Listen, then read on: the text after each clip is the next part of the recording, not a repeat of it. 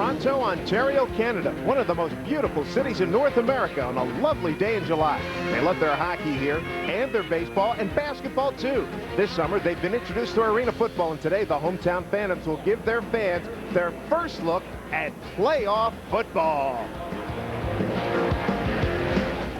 The regular season has been played. Pretenders have gone home. The contenders survived. The tension is high. The postseason is here. It's time to dance, so let's get it on. The New York Dragons have scorched league defenses all summer long. The Dragons have left devastated defenses in their wake across North America, led by the amazing Aaron Garcia. The AFL veteran has used his squadron of receivers to shred opposing defenses. Would you believe 104 TD passes in one season? But now the records are just a footnote. Garcia and the Dragons, they want the cup. Meanwhile, Coach Bart Stout and his Phantoms are no illusion.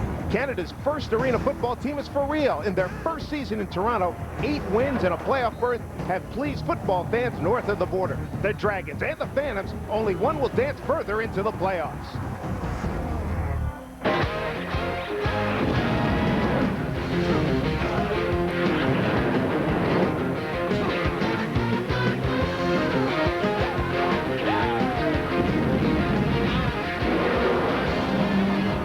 Playoff time in the Arena Football League. This evening from Toronto at Air Canada Center, it's the New York Dragons and the Toronto Phantoms. Before tonight's kickoff, we had an opportunity to speak with both coaches to get their feel for tonight's game and its importance. The tempo turns up in the playoffs. It's very simple. The tempo turns up. You either turn it up or you get beat. It really means a lot, not just to the team, but to a new franchise. You know, having relocated to Toronto, and a lot of eyes are on us that we, you know, it's good to have a playoff game at home. And this game will definitely set the pace for what happens to us down the road in the future. So it's a night that we need a big win. Well, those coaches sure are focused. Welcome, everybody. I'm Dave Sims. Glad you could join us for Arena Football League action tonight here in the first round. And speaking of focus, take a look at record-setting quarterback for New York, Aaron Garcia. We got him with his game face on about an hour or so ago, and he is ready for yet another aerial assault. He's going to be one of the main guys that Toronto has to stop this evening here in the first round of the playoffs. Working with Charles Davis tonight. And that young man can really throw the ball, and he's got a lot of people to throw it to. He does. He has a real army of guys that he can throw it to. Todd Doxson, Leonard Conley, and Kevin Swain, who we'll talk about in a little while. But Aaron Garcia has actually done the unthinkable. He's made people in Iowa forget about Kurt Warner. This is where that team came from. The Iowa Barnstormers are now the New York Dragons. 104 touchdown passes this year. He threw 92 last year, Dave. Who would have thought that he'd top that record in just one season? And he has to have someone to throw it to. And that main guy for him is number 4, Kevin Swain. This is a guy who caught 43 touchdown passes this season. There's one of them. Got both feet down in a game against Buffalo. Loves to go to the post. If he gets in the middle of a defense, he breaks them down. And you have to stay with him at all times because Aaron Garcia can scramble, and he'll find him in the back of the end zone. Now, everybody loves offense, but keep this in mind. This Toronto ball club won the Eastern Division, and one of the ways they did it was 2 wins against this very same New York ball club. Toronto's pitch and catch combination's not bad either. They'll be formidable this evening. Yes, and they've had a couple of them, too, because Pat O'Hara started the season as the quarterback. He got hurt, gave way to Chad Salisbury, but the one constant is the guy they throw to, number 7, Damian Harrell. He's a guy who thinks he can play pretty well, too, and he knows the focus will be on Kevin Swain tonight. He wants to take some of that away. A touchdown pass from O'Hara, this one from Salisbury, and look at the way he gets into the end zone, Dave. Not to be denied, and you think Kevin Swain's the only guy who can go deep? Oh, no, number 7 can go deep, too. Got some fans here in Toronto. They're getting pretty stoked for this evening's football game. First round playoff action. It's Toronto and New York. And you think there's no defense in the Arena Football League? Well, guess again. Big Robert Stewart is the sack king of the indoor war. 9 sacks in the year 2001. Today, sets his sights on Toronto quarterback Chad Salisbury. Will this Phantom be a menace to New York? We'll find out. It's coming up next.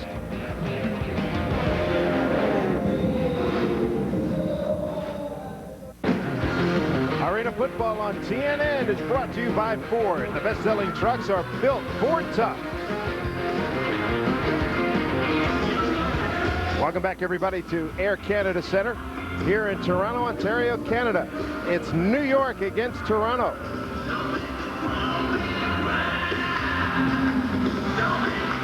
And the second game today is Detroit and Arizona. Here in the Arena Football League, should be interesting to see if Iron Man Hunky Cooper and the Rattlers can make another strong playoff showing.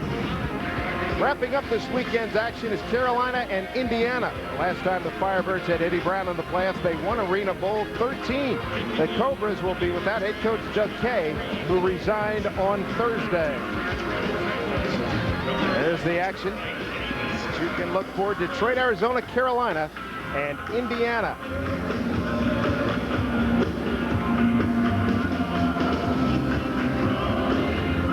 And we're just about set for action. Third time here, counting exhibition season. This is the fourth meeting between these clubs. Toronto's won all three. Play rush, kicking it off for New York. It's going to go high off the screen. And a big hole coming up the middle. So this 15-yard line, that's a return of 20 yards. And that was Charlie Davidson. Salisbury, his number 7 game totals. He took over for Pat O'Hara. And O'Hara left the season back on June 23rd with an ankle injury. And Salisbury, 59% completion, 21 touchdowns against 9 interceptions. His best stat of the day, best stat he's got going is he's 5-0 as a starter since taking over for O'Hara after he got hurt. So first and 10 for Toronto, their own 15. Salisbury gets it to the tight end. Down the right side, it's Steve Kanopka, first-year man out of Central Connecticut State. That's a big first down. Gain of 12 for Toronto. First down. So look at Toronto's starting lineup. Salisbury, we told you about him. Charlie Davidson, last week 2 catches for 28 yards and a touchdown, but he's got 35 catches on the season. On that offensive line, John Summerday out of Temple University. He's the center, and he's got to hold off that front line from New York.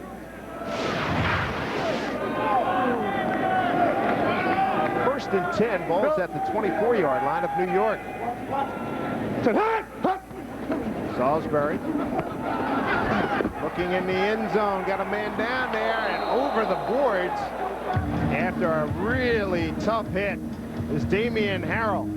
And Harrell slow to get back up, but he has been in that situation before, Charles. Yeah, you have to be fearless to play in this league, as we all know, Dave, because sometimes you run out of room because of the boards. Ran a post corner route, Harrell.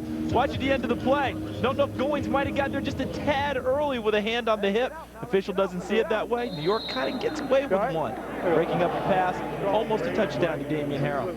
Andre Goins out of Tulane, first year man, really took it to the lick. Yeah, it always helps when you know you're going to bang him into the boards, get that old double shot. That's how you test a guy's courage if he wants to come back and do it again later. You bet. Second down to 10 from the 24. Salisbury, pretty good time. Got a man deflected off of 4 players, had an opportunity at that one, incompletion. Here's a look at the New York starters. One guy you want to focus in on is Robert Stewart. He puts tremendous pressure on quarterbacks. 9 sacks, led the AFL this season. In the secondary, you got Doxson, Showers, and Petrie. And Showers, franchise record 95 tackles a year ago, and team leader this year with 87. So he's going to make a lot of sticks. Come on now, block him up. Yeah, when he's got defensive specials next to his name, that's a true title for him. Guy comes out and puts the lockdown on people and also will deliver a blow. Third down play here for Toronto. Salisbury got a good look at it and delivers it down to the 16-yard line. Got it to Kerry Brown, 4-year man out of the University of the Pacific. You got a good spot. Nice job by the Toronto offensive line. They only gave up 8 sacks all year. They're doing a good job holding in there, giving Salisbury plenty of time. He delivers it with dispatch to Kerry Brown, number 21, the wide receiver.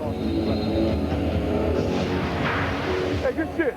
Good shit. You all right? Yep. Good shit. Strong. Stack left. S-fly. Pull back quick left. Go on.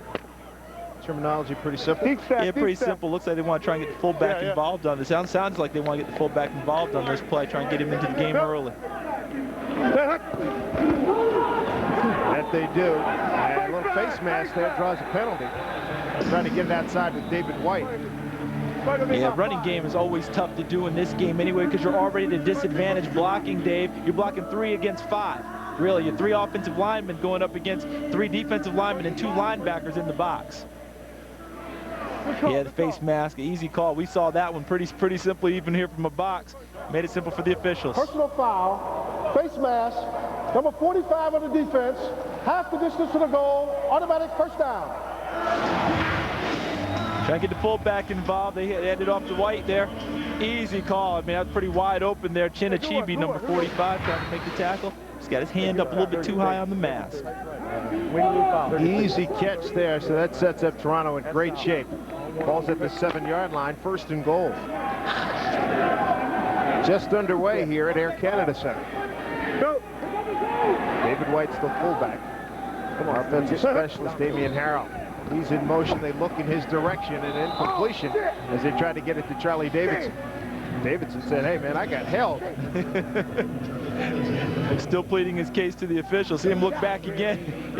Now he's going to go over and tell him a little bit more about how much he got held. Knowing he's not going to get anything on that call, Dave, but hoping for the future. Absolutely.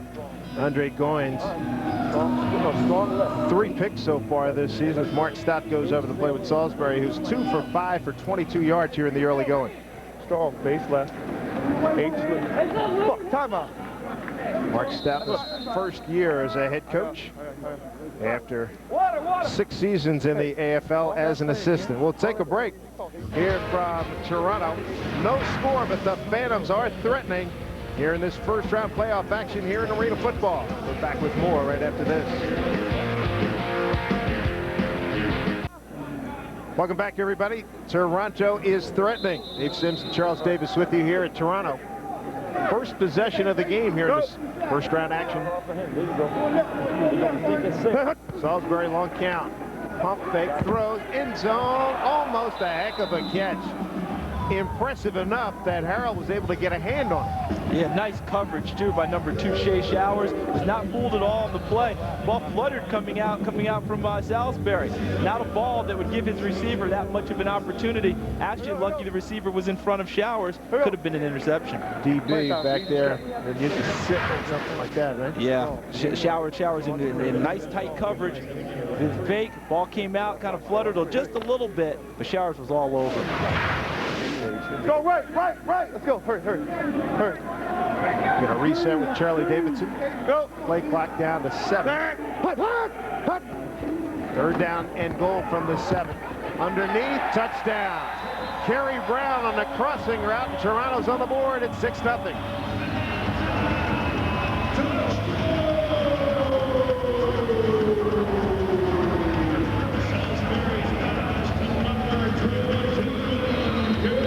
Nice looking drive by the Toronto Phantoms to get the first score on the board. Yeah, we'll hear a lot about New York's vaunted offense, but you also hear a lot about New York's defense, which ranks near the bottom of the league. And Toronto gets on the board early. Shit, Charlie. Matt George for the point after. 79 of 88. It's 89.8%. And he nails it. It's a 7-0 Toronto. And we'll take a timeout. And when we come back, we'll get our first look at the #1 offensive unit in Arena Football, the New York Dragons. But right now they trail Toronto 7-0.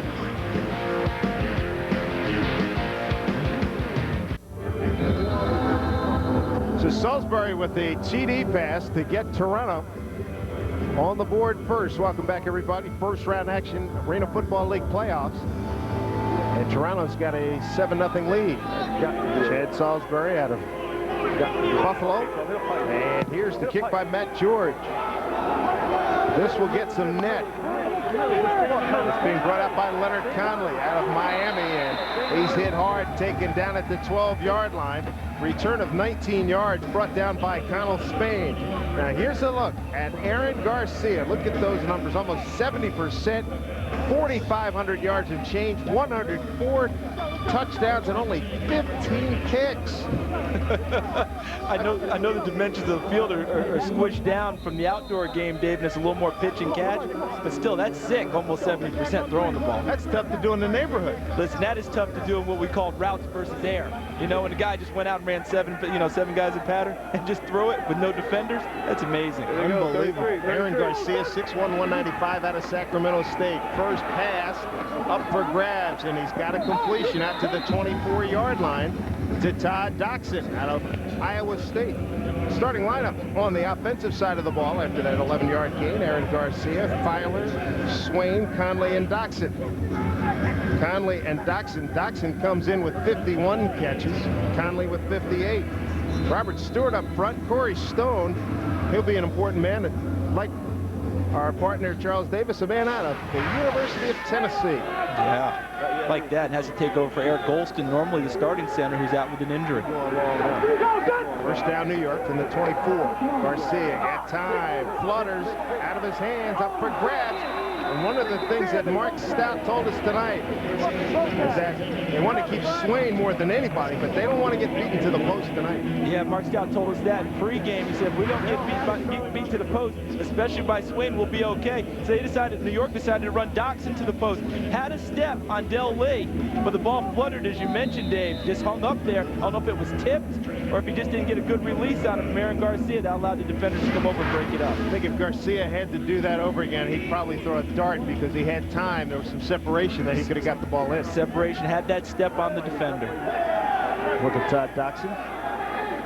Second down from the 24 for New York. Quick release, Conley. Conley, nice move to the 15, to the 14. He's got the first down for New York. Picks up 12. Here's Toronto's defensive starters. You see Geathers, Summerday, Connell, Spain. He made the tackle on that last kickoff. He's out of Florida State, a third-year man. Charlie Davidson, Del Lee, Anthony Derricks. Derricks, an outstanding performer on the defensive side of the ball, a top tackler for Toronto. He's got 5 picks on the season. We'll have to keep an eye on him and see how he's doing tonight with the knee injury. He got hurt against Carolina in the last regular season game. And right now, he's actually off the field. First and 10 for New York. At the 14-yard line, quick release. Connell got blasted. 5 to the 1. Touchdown. Touchdown, New York. Leonard Conley. That's his 7th of the season. A 14-yard pitch and run. And just that quickly, New York's on the board. Does not take them long under any circumstance. And when they've been stung early, they know they have to prop up their defense. So the offense takes it upon themselves to make sure they score just about every time with the football. And there's time for a teaching point, huh, Dave? When you go for the big hit, that's fine, but you better wrap up, because if you don't wrap up, guys like Leonard Conley, who's built like a fire plug, can bounce off and go on in for the touchdown, as he just did. Very impressive the way he blasted through and got into the end zone. Here's the point after. Clay Rush. And Rush. Nice easy swing. Second-year man out of Missouri Western. How about Garcia starting 3 of 4, 37 yards. First time New York gets the ball, they score, as did Toronto. As you see the Conley mouthpiece go out of his mouth, but didn't keep him from 6.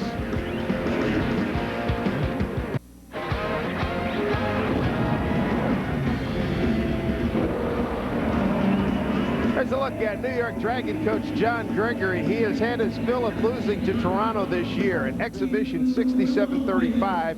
Regular season 68-58 and 66-49. So far, so good. 4 plays, 37 yards, just 3 minutes and 22 seconds. Yeah, easy pitch and catch for Aaron Garcia to Leonard Conley. 2 consecutive plays. He threw to a guy who was essentially uncovered, and on the last one, Conley caught it and dealt the blow to go into the end zone. Here's Davidson to bring it out. Got some room.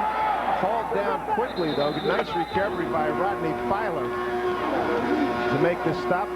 23 yards on the return.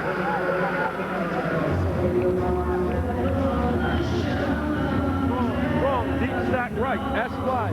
70 pogo wing drag. What? 70 pogo. Let's go. Let's go. Strong, deep stack right. I need a lot of time. Strong, deep stack right, S-fly. 70 pogo, wing drag, on 2.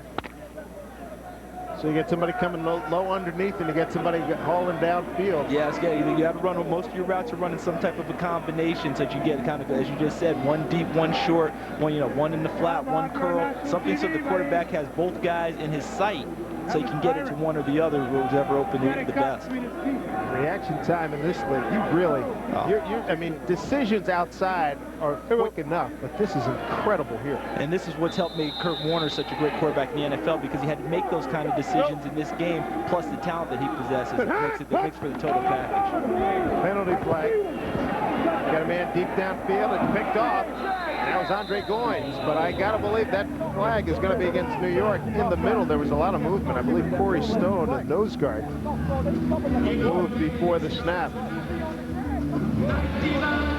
That wouldn't be a surprise. New York's been one of the most penalized teams all year long, Dave. Offside, defense, number 64, 5-yard penalty, repeat first down. That's all against John Gregory, rather. Two-time AFL Coach of the Year. Doesn't like to suffer too many of those. Corey Stone. Now, it had to be the Tennessee guy, right? Yeah, right. It had to be the UT guy jumping in the middle, trying to get off on the pass rush, trying to put heat on Salisbury. Cost his team an interception, cost him a turnover, and that is key in this game. The last game that Toronto beat New York, 5 turnovers that New York had. That's what cost them the ball game.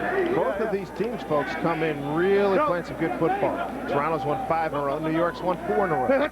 First and 5 at the 21. Salisbury had a man in his chest. Picked off. They get it nonetheless. That pick was by Shea Showers. 6 yards on the return. Showers, that's interception number 7 for him. That play was aided by the pressure on the quarterback. New York got off on the ball. This time, no penalty. They came in the middle. You see Salisbury, number 13, locked on a receiver, and you see number 34, Rodney Filer, delivering the blow right in the sight line of Salisbury. Had to affect the throw, and Shea Showers, one of the best cover guys in the league. Almost had a pick earlier today, Dave, already. This time he makes good on it.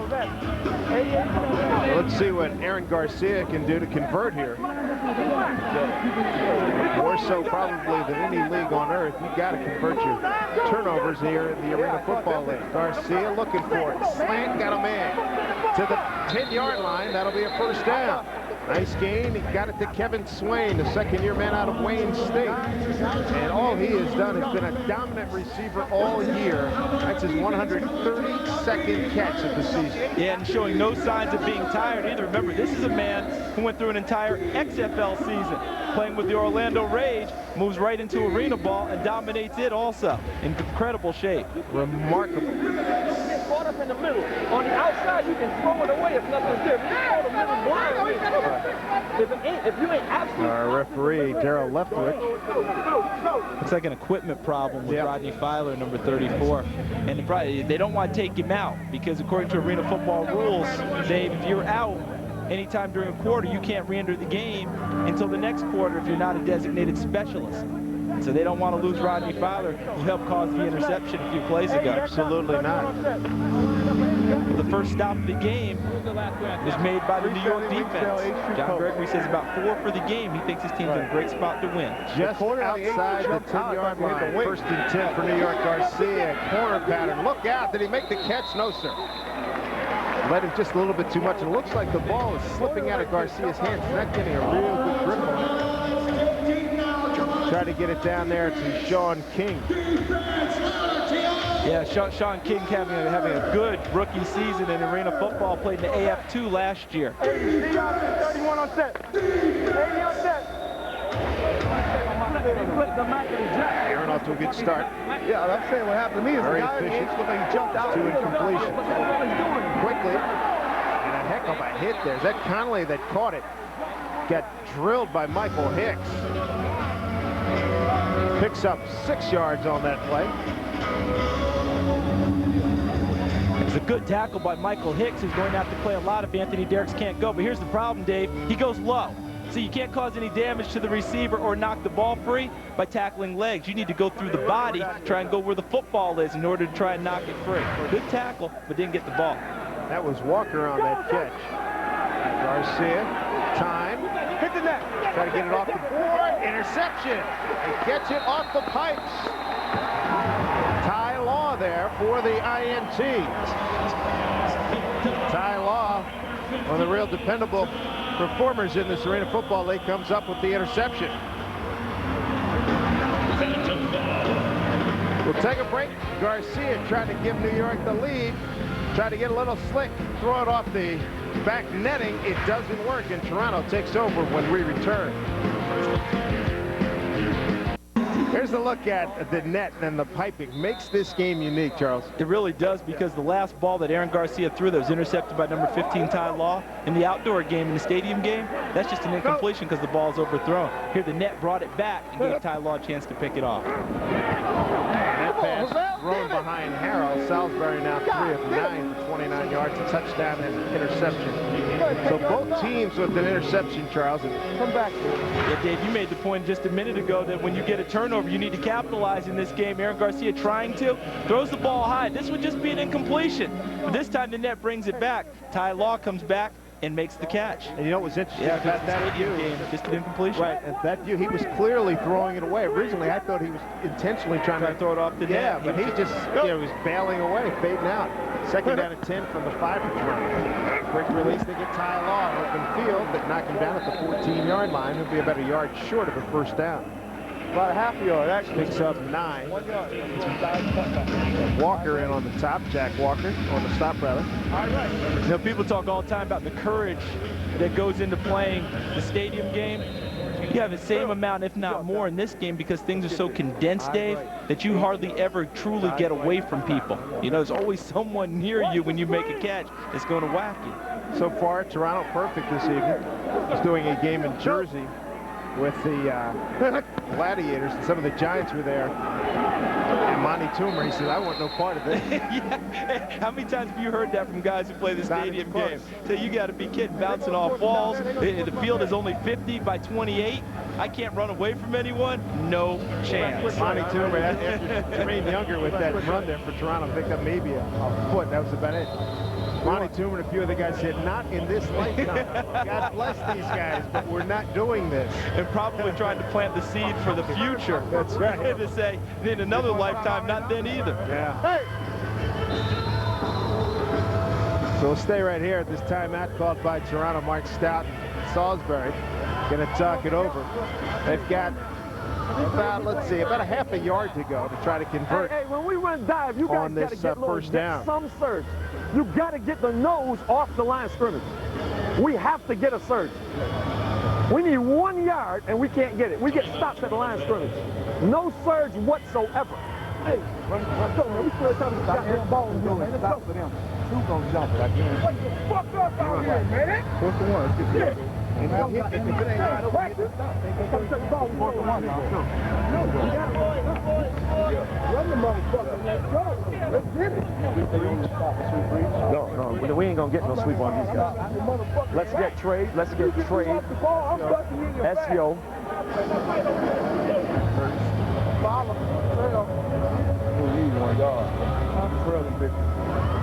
See, we're not going to get those. Hey, fans, want to win a trip to Arena Bowl 15?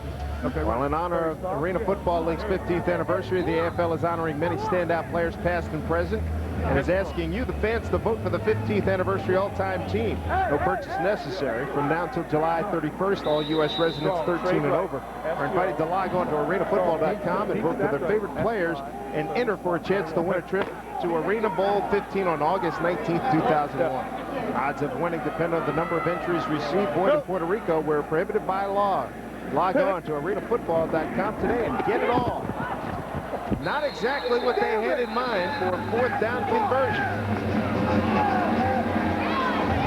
First big decision Mark Stout's made as a head coach in the playoffs. This is his first playoff game as a head coach. He was an assistant with New England last year that was in the playoffs, but now he decides to go for it deep in his own territory on 4th and 1. A lot of people would say that's a pretty big gamble this early in a 7-7 game, Dave.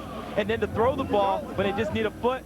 But a lot of people would criticize that. I don't. You know why? Because you have a hard time running in this league because you only have 3 blockers in the box area against 5 natural guys. Very difficult to do. Just didn't work out for him. I'm just surprised he didn't try and kick field goal there. I really am. Big play by Knight Bell to knock it down and prevent that conversion on 4th down.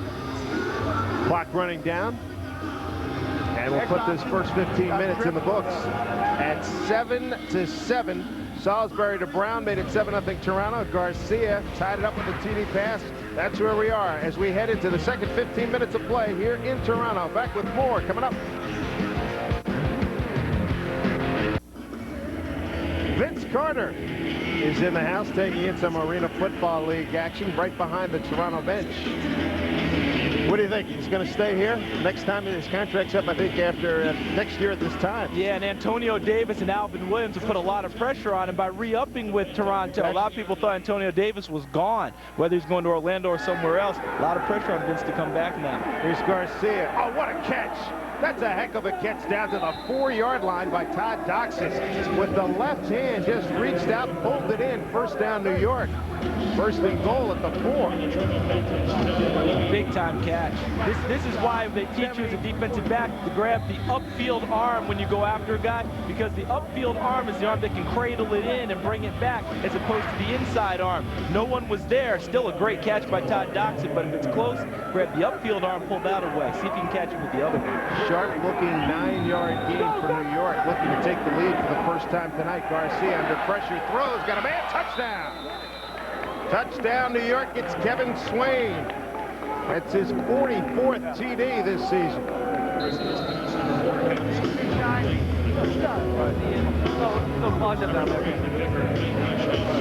Garcia had time, and that's been one of his hallmarks this year.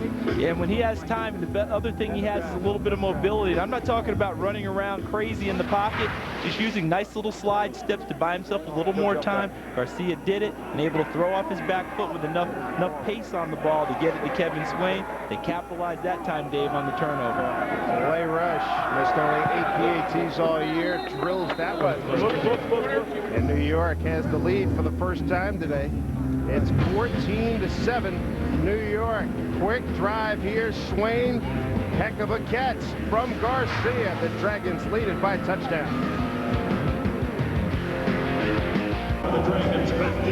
Dave Sims and Charles Davis with you here in a football action in Toronto. 14-0 New York. John Gregory, familiar with Canada, won that CFL championship with Saskatchewan in 1989. Won that game here in Toronto.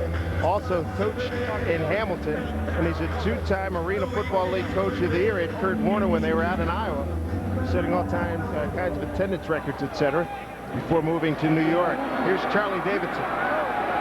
Charlie Davidson almost broke it big. Loose ball, but he was down. A return of 18 yards.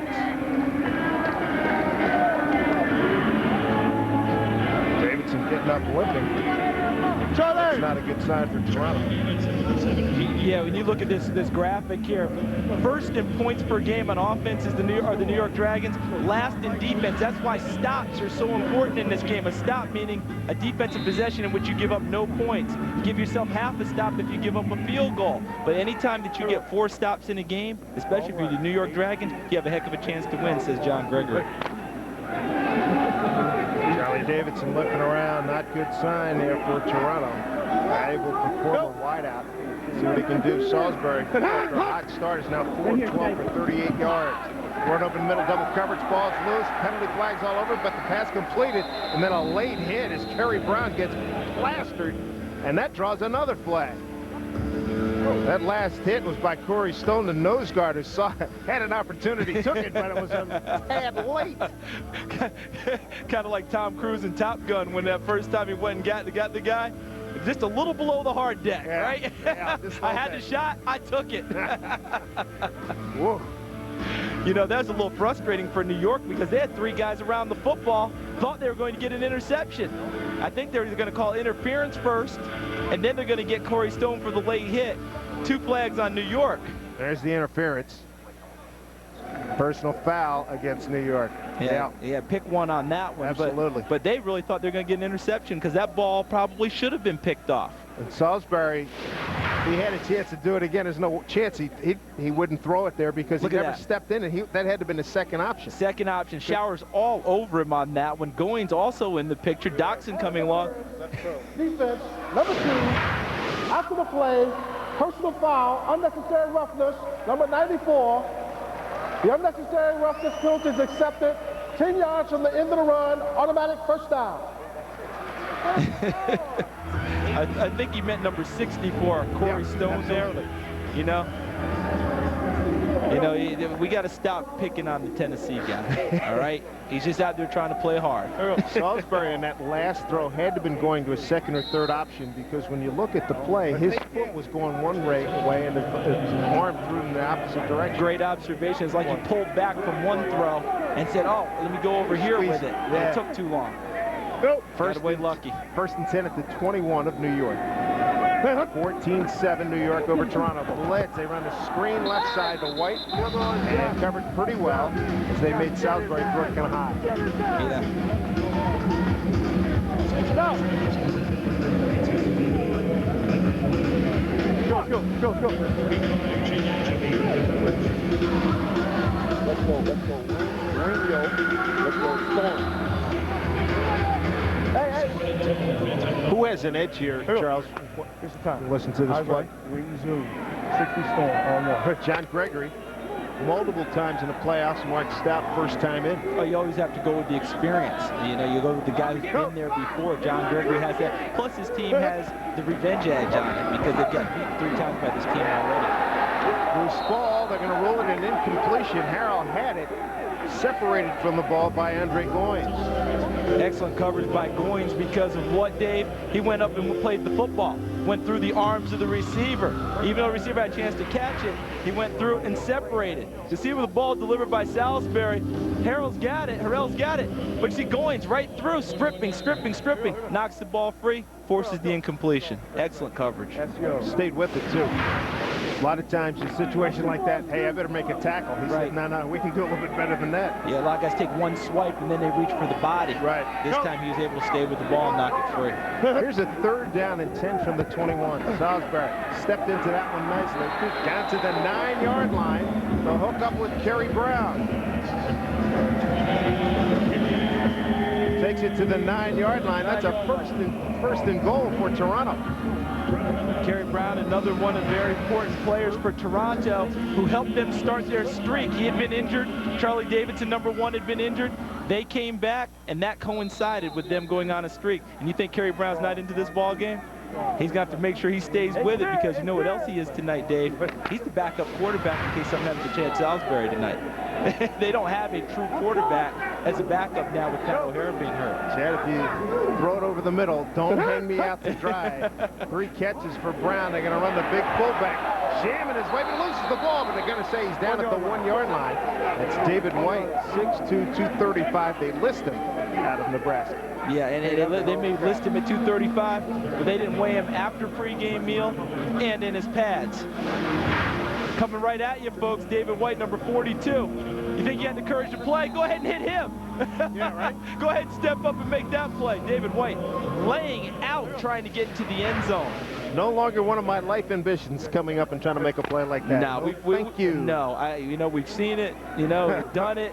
That's good. I've got it. Got the flavor for it. Let the other guys do it now. It's okay. 2nd and goal at the 1. Salisbury stays with it. Touchdown, Toronto.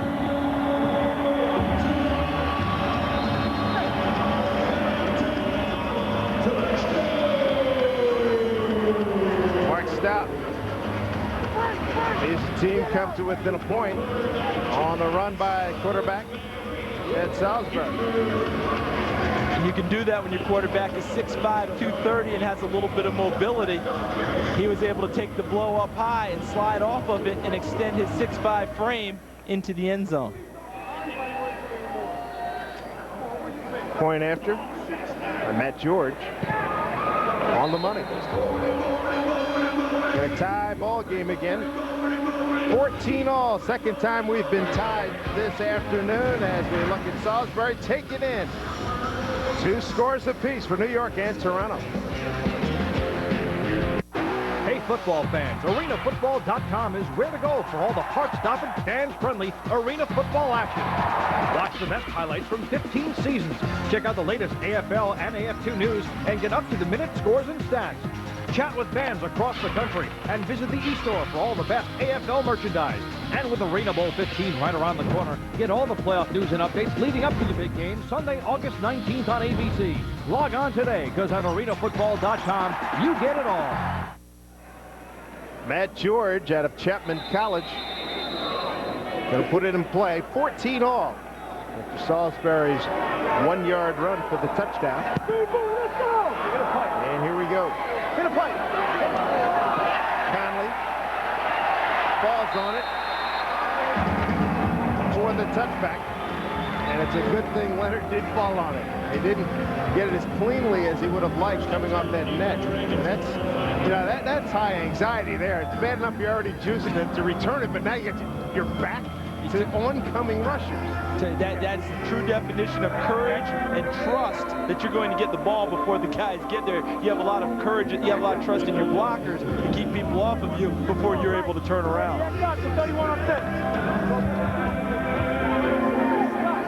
How about this?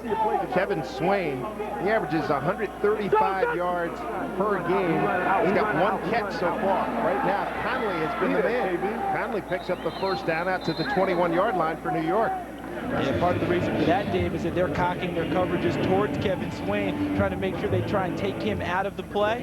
And that what that means is that Leonard Conley is almost uncovered. A defender is only within about 10 yards of him, so Garcia's just rearing up and hitting him with it and letting him do the work running with the ball. Well, certainly Conley realizes what the deal is tonight. He's got to perform. I think he relishes the challenge because it's there for him. Yeah, have you ever met a guy who played on those great Miami Hurricane teams in college that didn't relish this? Bingo. He's been wondering why he's not getting it before. First and 10 at the 20. Out pattern. There's Conley again to the 15.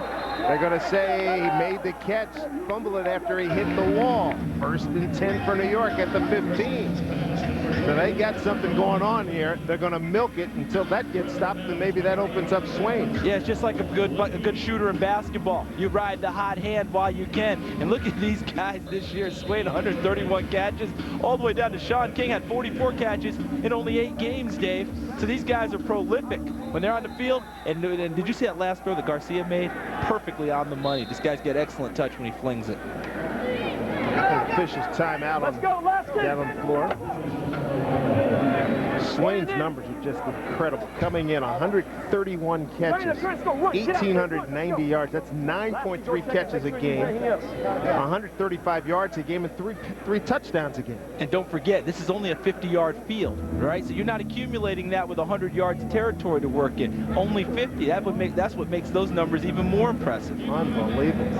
And as great as that season is with 43 touchdowns, I'm still second to Indiana's Eddie Brown with 45. Eddie with another big year. You think Eddie has the fresh legs after having taken a year off? You know, he came back after a year's retirement. Looked like Eddie didn't miss a beat this year. Working on getting the contact fixed down there, and that is never fun. No, it's not fun because, you know, the contact's dirty. The trainer may be wearing gloves, but at the same time, you know, he's trying to work out, make it till drive back. And again, this is the guy they don't want to come out of the lineup, Dave. If you take him out, he's down, and he's down for the rest of the half. You want to make sure he's out there to play. Frank Moore, valuable performer, 6'4", 280 out of Pittsburgh. Really had to flush that out. Garcia is 4 of his last 4 passes now for 44 yards. Guys like Frank Moore are going to have to put some pressure on him. Garcia with time. Got tipped, and a heck of a play by Brown. Great play by Kerry Brown, and it worked for him because they were in zone coverage, Dave. Darren Garcia tried to throw it with some touch over the linebacker and in front of the defensive back. Didn't see Kerry Brown sitting down in the coverage. Number 21, Kerry Brown. As he crosses from left to right near screen, you'll see the receiver coming underneath. Kerry Brown reading it underneath on the coverage, not in not man coverage at all. In the zone, Aaron Garcia didn't see him. Almost halfway through the second quarter. Here's Garcia on this 2nd and 10 at the 15, end zone. That was tipped away. Beautifully done. Adele Lee got a piece. Breaks up that play. You mentioned earlier in the game, Dave, that one pass Aaron Garcia might have wanted back because he didn't zip it. He floated it a little bit. That might have been another one, don't you think? You know, maybe a little more zip on it. Bang, it gets there. Garcia's numbers. But who am I to be talking about Aaron Garcia? Here he can throw it any way he wants to. That's why I'm sitting up in a booth. He's out there doing it. That's what he did against Toronto back on the 23rd of June. Got a man, that was tipped, and almost opportunity to get it again. Brown got that one. He's trying to go deep to Swain in the back of the end zone. And he had a second chance with Doxson, who was the secondary receiver, almost had an opportunity for that tip. John Gregory was just yelling at the officials. He thinks that an illegal coverage is going on, Dave. The linebackers have to stay in the boxed area. All right, number 21, Kerry Brown, has to stay in the boxed area at about 5 yards off the line of scrimmage. Can't move until the ball is thrown, and he jumps up and tips it. Looks like a very good play by Kerry Brown. John Gregory trying to get into the official's head, saying he's moving out of the box, which would be an illegal coverage. So here's Clay Rush, 12 of 23. His long is 53, and he's not been on a good roll. Missed 3 of his last 4. Takes his time, and he missed that one wide to the right. Boy, you talk about an Achilles heel. So he's missed 4 of his last 5. And for the highest scoring team in the league, you want everybody on deck. And right now, Clay is not even close.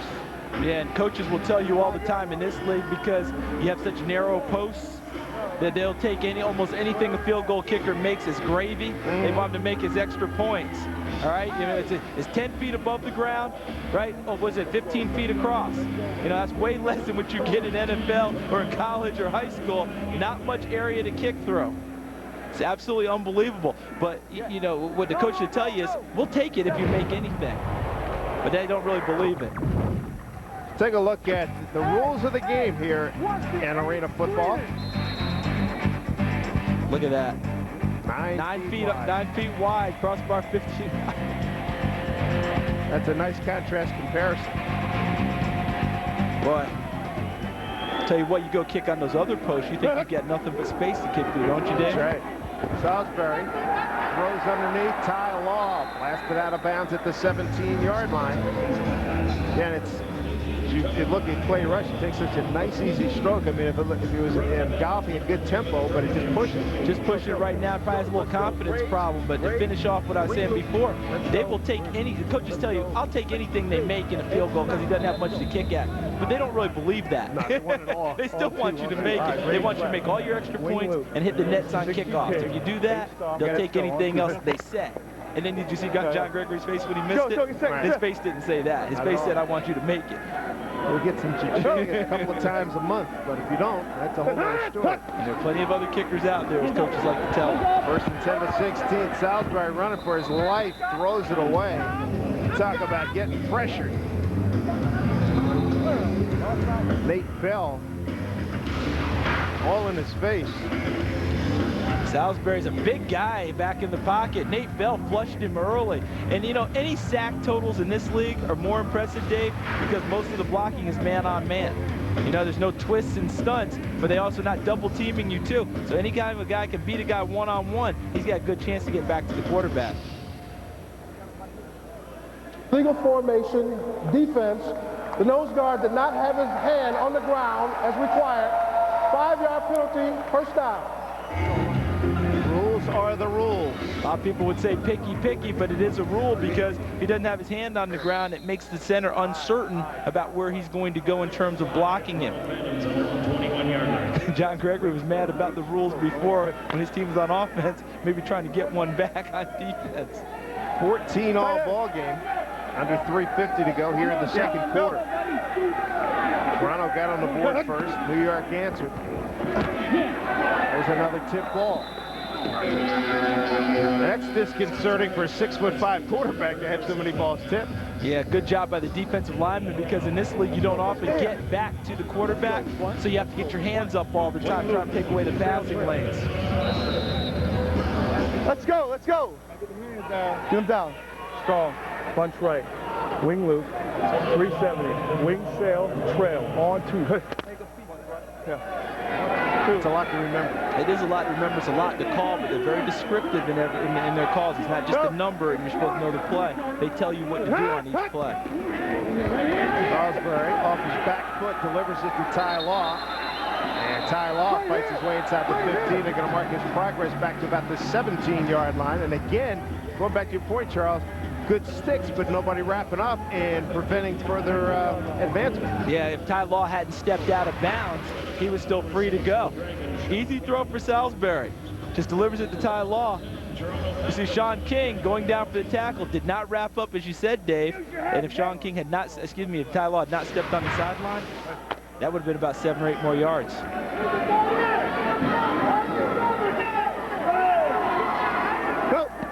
Law with a pretty good day. Rare running play down the sideline, down to about the 11-yard line is Jermaine Younger. He's out of Utah State, a second-year man, carrying 255 on a 6-foot frame. Man, how many pads does he have on?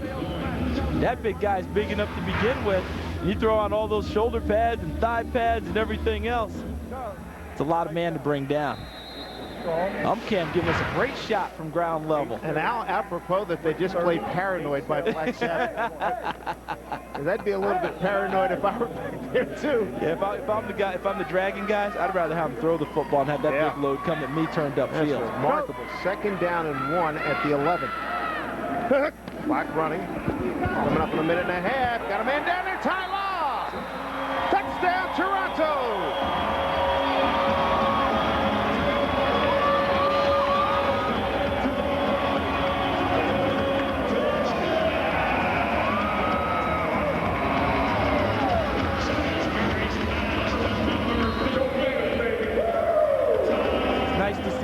Rewarded, Dave, who made the plays to get you in position. Ty Law did that on that drive for the Phantoms. Ty Law's 12th TD of the season. And Law doing it all. Now he gets to get his hands on the ball one more time. Look at him holding with gloves on. How many years ago would that have just set a coach out off his rocker? Yeah, right. 1 minute timing rules are now in effect. Oh, the good old 1 minute timing rule. So now it gets played more like the football you may know from the stadium game. Balls, clock stopping, ball, incomplete passes. Guys go out of bounds. Before that, play was continuous, which is a nice thing for the fans. That's how we get down to the minute mark so quickly. Yes, but then the minute mark sometimes can take a while. Right. Law's had a good day. Does a nice job setting up his kicker, who hits the upright. Now that can be advanced if they get it. Live ball, but now it's dead. So a missed point after. And you know that good chance that could loom large later on. It's 20-14 Toronto. So, look at that, showing great poise in the pocket. And Ty Law, here's what I like about the catch most, Dave. He uses his hands to catch it, not a body catcher. If he's a body catcher, he takes that one off of his face mask, maybe he doesn't catch it. He uses his hands. If I could dance like that, you might have your own TV I'm my show. own TV show. I'll tell you what, if I tried to dance like that, the trainer would be out there helping me off for a pulled hamstring. That or your wife would be throwing that 15-yard flag on you. Don't do that. Don't do that. You saw the scoring drive. Toronto back in front. Toronto led 7-0. New York came back to tie at 7. New York took a 14-7 lead. Toronto came back to tie on a Salisbury run, and now Salisbury hooks up with Law to make it 20-14. Law's had a good first half, 4 catches, 42 yards, and a touchdown. Mark Stout looking even more nervous, and he's up by 6. This one off the net. It's going to be returned. Sean King to about the 13. 17 yards on that return. That's below New York's average, Dave. They usually get them over 21 yards on a return. So that's a good job by Toronto cutting that yardage down. So New York has the ball. Time remaining, 55 seconds. And Aaron Garcia knows about moving the ball, that's for sure. 55 is a lifetime for that guy, isn't it? He jumped on that first score, huh? He's hit 4 of his last 7. The other thing got the defense. See which direction he goes this time. Quickly to Walker. Jack Walker to the 22-yard line to be inches short of a first down. Toughness of these receivers in arena football never ceases to amaze me, Dave. They know they're going to get hit on just about every play. There's even trying to dance out of bounds is tough to do here because out of bounds is the wall. You're still going to get popped. Right. You can't dance out of bounds and dance 5 yards away from someone and you're clearly out of bounds. They're still going to take their shot at you, and it's legal. So all within the rules, boys and girls. nothing but tough guys. Nice delivery by Garcia on the slant. See, right between two defenders, you know you're going to take a pop. The other thing that's remarkable, too, when you watch this league, the quarterback has got to be able to be tremendous dexterity and be able to throw the ball off the wrong foot more often than not. Yeah, and because the field's condensed, that helps them, because now you don't have to get the same zip as you would outside for a longer throw, but still, it's a great point. We saw it earlier today. Salisbury wanting to throw one direction, pulls it back, throws in the other, still gets it to the receiver. I got 23 seconds off. You can call timeout immediately. 30 seconds and something's over. So they got a problem with the clock. And as defined by Aaron Garcia. Yeah. He was saying they took more time off than they were supposed to, and the official said, you want to stop it, just call timeout. Here we go. 2nd down and 1 at the 21. Garcia looks off. He's got Swain. Nice move to the 5. Touchdown, New York. Now they're going to say he's out of bounds. Okay, you know what that was? That was the board that fell down, so indeed it was a touchdown. How about that ankle-breaking move, returning the defender completely around? Anthony Derricks is one of the better defenders, a 29-yard scoring play. And we have not seen much of Anthony Derricks in the first half. I suspect it's because of the knee that he hurt in the game against Carolina. Now he comes into the game and has to go one-on-one with Kevin Swain in space. All right, and when you're in space with Kevin Swain, you're going to lose that battle more times than you're going to win it, a lot more times. And we just saw another example of that. Here's New York for the lead. Play rush. Takes his time, gets it up and through. So New York regains the lead at 21-20. Plenty of time to throw the ball for Aaron Garcia. He came off with 2 or 3 receivers before he brought it back to Kevin Swain. And that much space, as you said, he broke ankles. I felt ligaments moving on that play too, and he never went out of bounds. Remember, you can hit the wall. Just as long as your feet don't touch the sideline, you're still in bounds. And Kevin Swain carries it to the house. That's his 2nd touchdown today, isn't it, Dave? Indeed, and 2 plays, 38 yards in 45 seconds. That is lightning.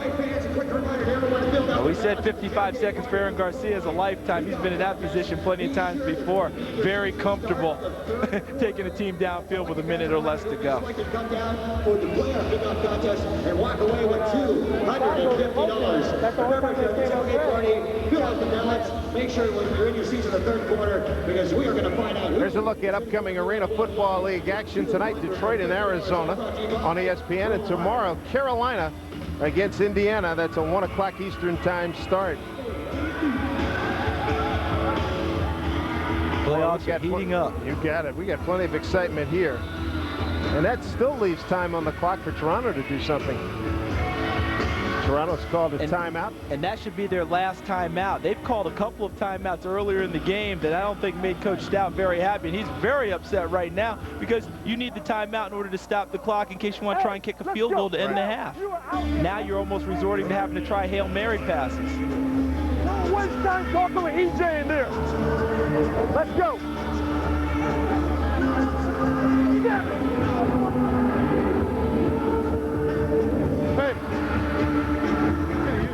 Body language says it all, doesn't it? Interesting that the home crowd. John Gregory, we've been through this before. I've seen this. Let's go.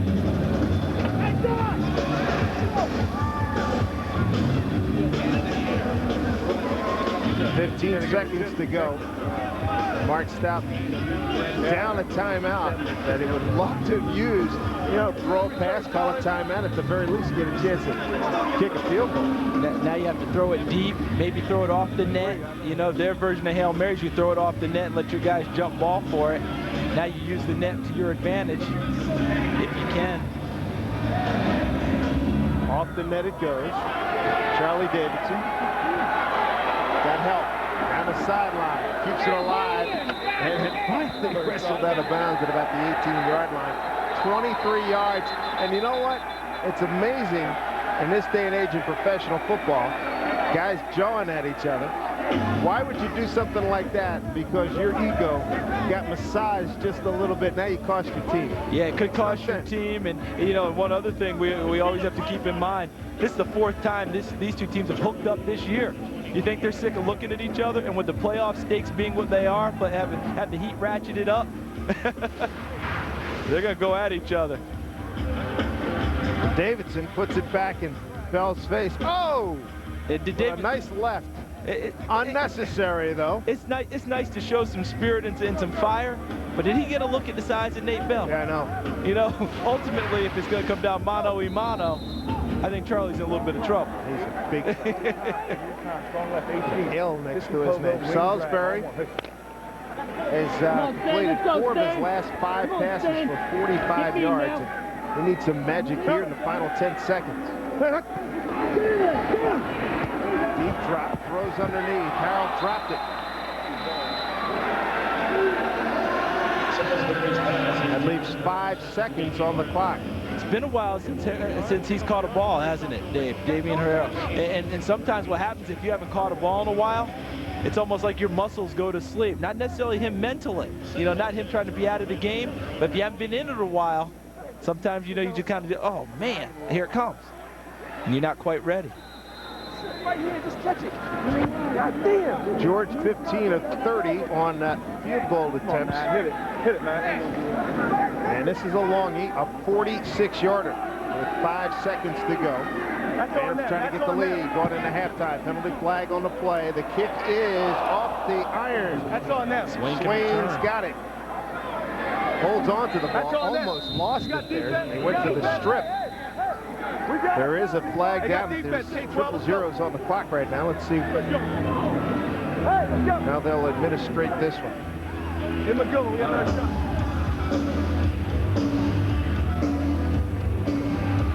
Sure looks like the coach from the Dragons is a little bit upset. He must be anticipating it going against his team.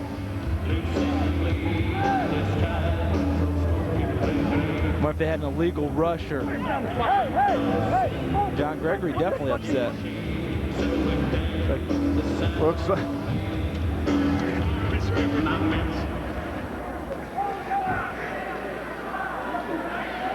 that's going to give New York, check that Toronto, another opportunity. Illegal formation defense.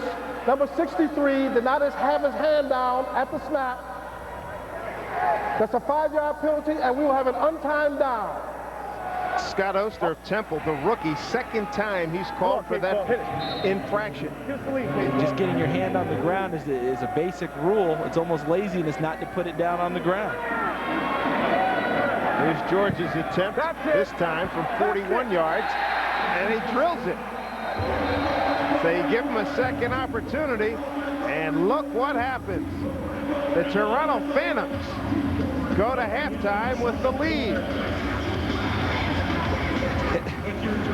Say what, if you're Scott Oster, number 63, the last place you want to go right now is to the locker room, because you just cost your team 3 points by not doing something that's basic and elementary to the game. Just put your hand on the ground. Even if you don't rush, your hand's on the ground. You've taken care of what you need to take care of. He is going to hear, but he's already hearing about it as they go off at the half. That is a long walk to the locker room, and a lot of time to think about it for Scott Oster. Phantoms get a break and take the lead as we go to halftime, 23-21 over the New York Dragons in what has been a spirited first-round Arena Football League playoff game. Back with our halftime right after this. We're at halftime, and Toronto has a 23-21 lead over the New York Dragons here at halftime. First-round Arena Football League action. Let's take a look at 4 teams who got buys into later action in these Arena Football League playoffs. Grand Rapids, Nashville, San Jose, and Tampa Bay. Ladies and gentlemen, Grand Rapids rode the strong right arm of Clint Dalzell all the way to the top seed in the playoffs this season after spending a year away from the indoor game with the Chicago Bears. Dalzell came back to the AFL and picked up right where he left off. This season, the tall, lanky Texan once again threw 80 touchdown passes, led the Rampage to their best season ever. Michael Trigg's club is an amazing 9-0 this season in games decided by 10 points or less. This toughness will be key during the playoffs. The top defense in the league helped earn Nashville the number 2 seed. Led by an outstanding pass rush, the Cats beat up opponents all season long. They were the only defense to hold opponents under 40 points, and they led the league with a plus 22 turnover margin. Two keys to winning football at any level. And if Pat Sperduto's club enters the playoffs with a chip on their shoulder, who can blame them? After all, they lost the Arena Bowl on the last play of the game last season.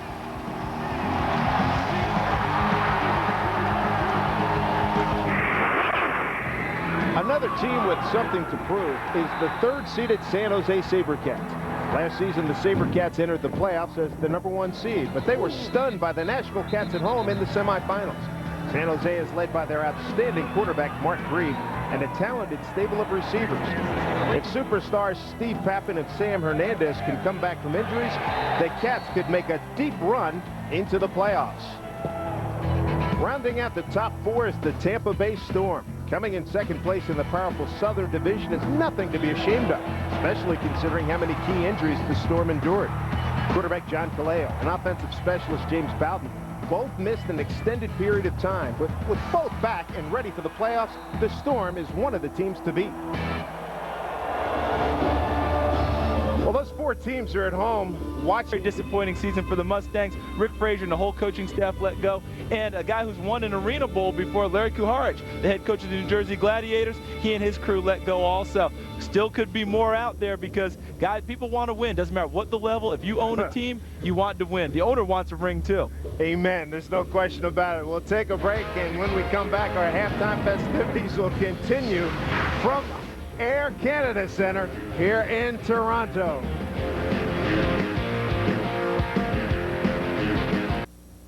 It's halftime here in Toronto. The Arena Football League playoffs are underway between the Dragons and the Phantoms. Now that the season is over, it's almost time to hand out the hardware.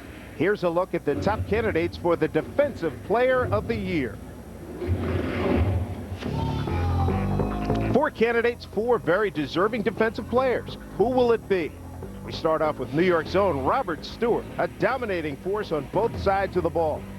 If his presence alone isn't enough, this former lineman of the year kept opposing offenses on their toes, recording 17 tackles this season. The 6-foot, 290-pounder has put up some amazing numbers in the 2001 campaign, including amassing a league-leading 9 sacks, an impressive stat for any defensive player in the AFL. Next, we look at Orlando Predators fiery defensive specialist Damon Mason. In 2000, Mason held the record for tackles in a season and has once again pounced all over offenses, collecting a 115 tackles this season. Not only is he quick on his feet, but his 4 interceptions and 20 pass defenses show just how much skill he has when it comes to keeping the ball out of the offense's hands. Mason is a player that definitely doesn't go unnoticed. Los Angeles has something to be proud of. Defensive specialist Mark Ricks. He's been all over the field, putting a stop to the opposition any way he can. His 52 tackles and 8 interceptions rank him among the top defensive players in the league. His quick reflexes add to the Avengers secondary. And with 6 years of experience, this veteran is posing a threat every time he steps onto the field. And he's not satisfied until he makes the stop. And he's been noticed.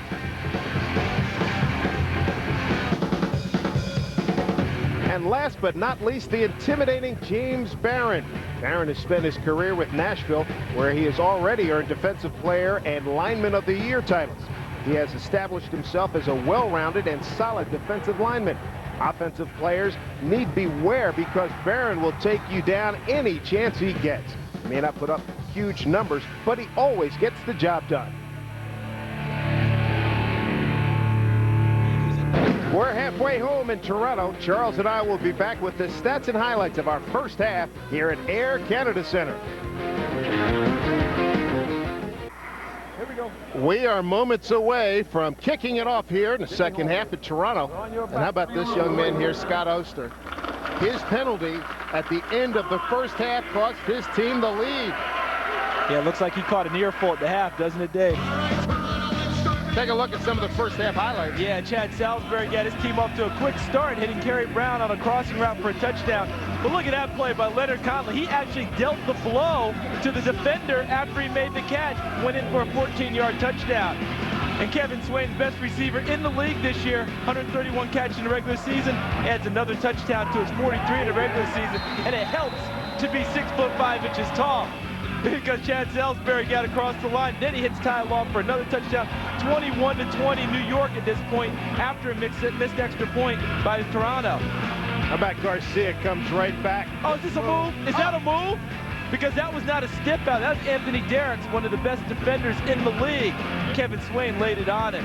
Kevin Swain goes in the same category, Barry Sanders, and that move to Donovan McNabb on a Mark Carrier last year in the NBA. I mean, those are ones that you remember to become those postcards in your mind. Yes. Parents, when you hear your kids talk about snapping ankles, that's what Kevin Swain did to Anthony Derricks. Snapped those ankles, made a great move.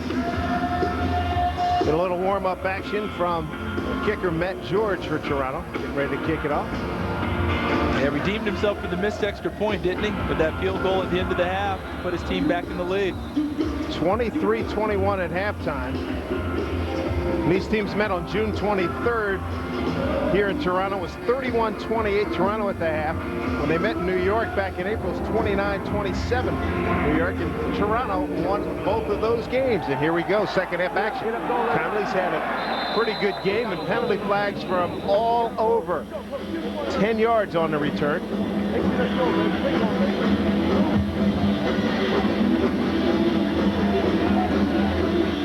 Illegal block in the back. Number 90 on the receiving team. Half the distance to the goal. First down. So offense is one thing we've been talking a lot about here in tonight's game and coming into tonight's game, but let's go into the New York locker room at halftime, and the subject was defense. Guys in the slot, the safety, you got it filled immediately, or our backside corner, you got to go up and hit this guy. We got to get somebody up in there right now, because with this guy, they're blocking this guy and the linebacker, but they're getting that soft corner, okay? So we got to get somebody up there, okay? Ardell all over this one on a roll. They got Swain, and he dropped the ball. Nice play on the rollout and then throw it back against the grain. Looks like it caught him on the inside hip instead of the hip that was upfield, moving away from the defender. Hard to reach back and catch when the momentum's going the other way. Still a pretty decent throw. Still, I say that's a really good throw by Aaron Garcia. I think that Kevin Swain just flat out dropped that one, which doesn't happen very often. Don't be surprised to see him come right back and give it to the money man again and say, look, as many great catches you make, you're allowed one. Sometime in the fourth quarter, I wouldn't be surprised to see that entire play again. I like that concept. Beautiful. Garcia over the middle this time. And he's got Doxson all day coming across the middle to the 14-yard line. We're about a yard short of a first down. First half stats. Look at the penalties for New York. Really killed them. In fact, cost them 3 points. Toronto had the ball 5 minutes more. Look at that passing yardage up 140 to 82. Rushing yards, rarely a factor. Yeah. And 2 turnovers for Toronto. Yeah, rushing, unless it's the Nashville Cats, a very negligible stat. Nashville really makes it a point to run the football. That's Pat Sperduto. He loves that. But everyone else, they kind of bypass it. First and 10 at the 14. Garcia sets, throws. He's got a man downfield. It's Swain. Touchdown, New York. Didn't you say they'd come back with that play? That was very similar to the other one, because he rolled to the right and threw back opposite to the left. This time Swain, instead of coming into the same sight line as Garcia, went away from it, pulled the defense, and that was a beautiful throw by Aaron Garcia. I didn't think we'd see that play again until the third quarter. 36 yards on that one. New York back in front again. And Swain had incredible separation from the defensive backs. Again, you rarely see that much separation in this league because of how tight the field is. At only 50 yards long and 28 yards wide. Hard to run away from people, but Kevin Swain pulled it off there, pulled his Houdini act, and just disappeared from the defense. Play rush for the point after. The hold by Danny Ragsdale, and it's good. So New York, 28-23 right now. Garcia with a gorgeous throw. There is a price to pay, as it happens all the time in football, but he likes the result when he gets up. They lead by 5. We're back. to Toronto, where the Dragons have a 28-23 lead, early third quarter here, first round Arena Football League playoff action. An exciting game, and what else would you expect with New York on the field, the highest scoring team in the league, and Toronto, the Eastern Division champions. Davidson from about 4 yards deep. Got a nice block. Runs into traffic. They take him down at the 20-yard line. Return of 24 yards. Got a real nice block in there by Michael Hicks. You called this, Dave. You said, you know, you wouldn't be surprised to see him come back with a similar play. Roll right, throw back left. You thought it would come later in the game, but they came back to it 2 plays later after Kevin Swain had dropped the ball before. This time he runs away from the defenders, opposite of the way that Aaron Garcia rolled. And what a beautiful throw, right on the number. Swain got a nicked knuckle on one of his hands, but it certainly hasn't slowed him too much tonight. He's got 3 TD passes, 3 TD catches. Salisbury trying to answer back. He's got a man down there. Touchdown, Toronto!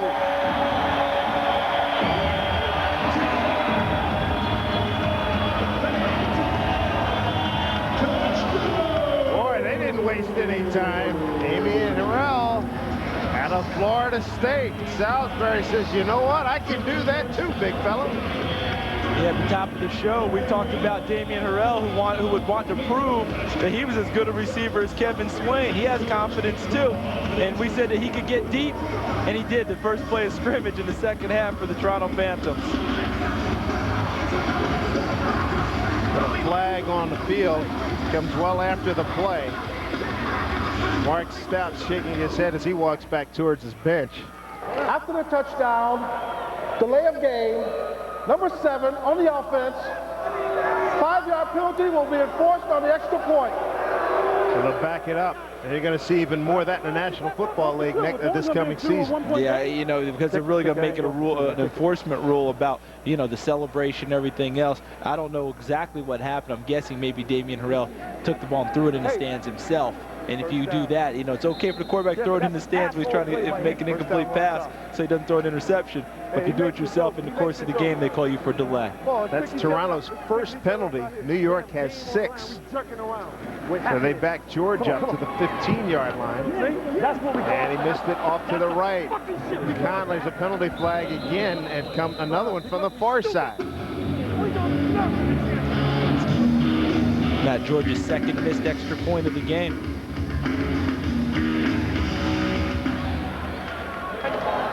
Interference, 5-yard violation on the kicking team. The extra point is no good.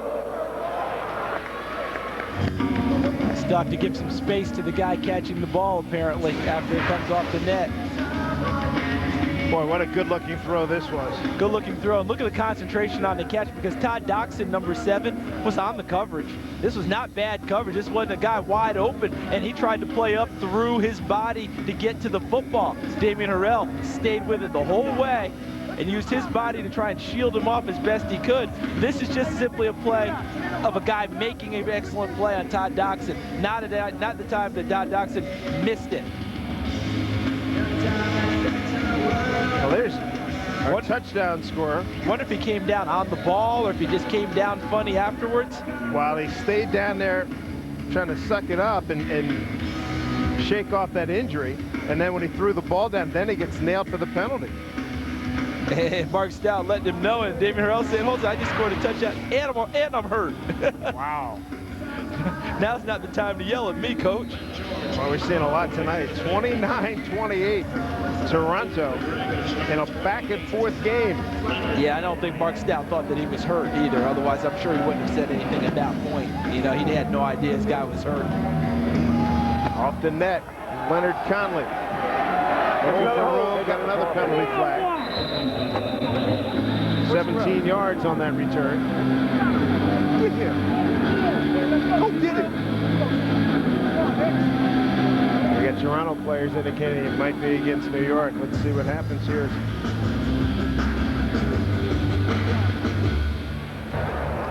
Holding on the receiving team, number 90, half the distance to the goal, first down. Brad Wynn, a guilty party out of North Texas, and what a night for this man, Kevin Swain.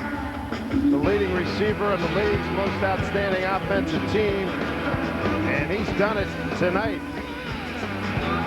Swain with a touchdown pass to make it 14-7 New York, then 21-20 New York. And he gave New York the lead one more time with his third TD pass. And right now, Leonard Conley loses the ball. Toronto's got it. Turnover at the 13-yard line. And you never fault the guy for giving extra effort trying to make more on a play. But that's what ran Leonard Conley into trouble. When he tried to get extra yardage, trying to go a little bit more, ball ended up popping out. I don't know if it was stripped. I don't know if he was popped real well, or if he just lost it trying to give effort to get more yardage, but the ball came free on the fumble. Look at a nice play by Conley. See, he knocks off another defender. Charlie Davidson's had a tough time tackling him tonight. You see, right at Del Lee, and then the hit from the backside. Number 44, Darren Williams. The hit from the backside knocked the ball free. Salisbury, let's see if he goes for the jugular. He does. End zone. And Harrell saying, hey, I got interfered with, but it looked like Harrell slowed up trying to make the adjustment. He's covered by Andre Goins. It looked like the officials wanted to pull the flag, and then they looked at each other and just decided they both got tangled up. No advantage to either side. Let it play. Well, you know, if I'm Mark Stout, I might have a little problem with that. My receiver went down. you gotta register something. 29-28 Toronto over New York. An outstanding first round AFL action. Dave Sims and Charles Davis with you. Here's Salisbury. He's got a man wide open in the end zone. He's there. Touchdown. Terry Brown with the score.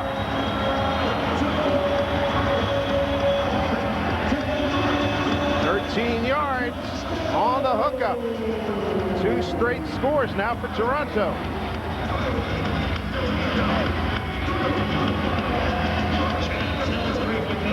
Right now, that friend of coaches, Old Mo is tipped down the sideline. Stay with us.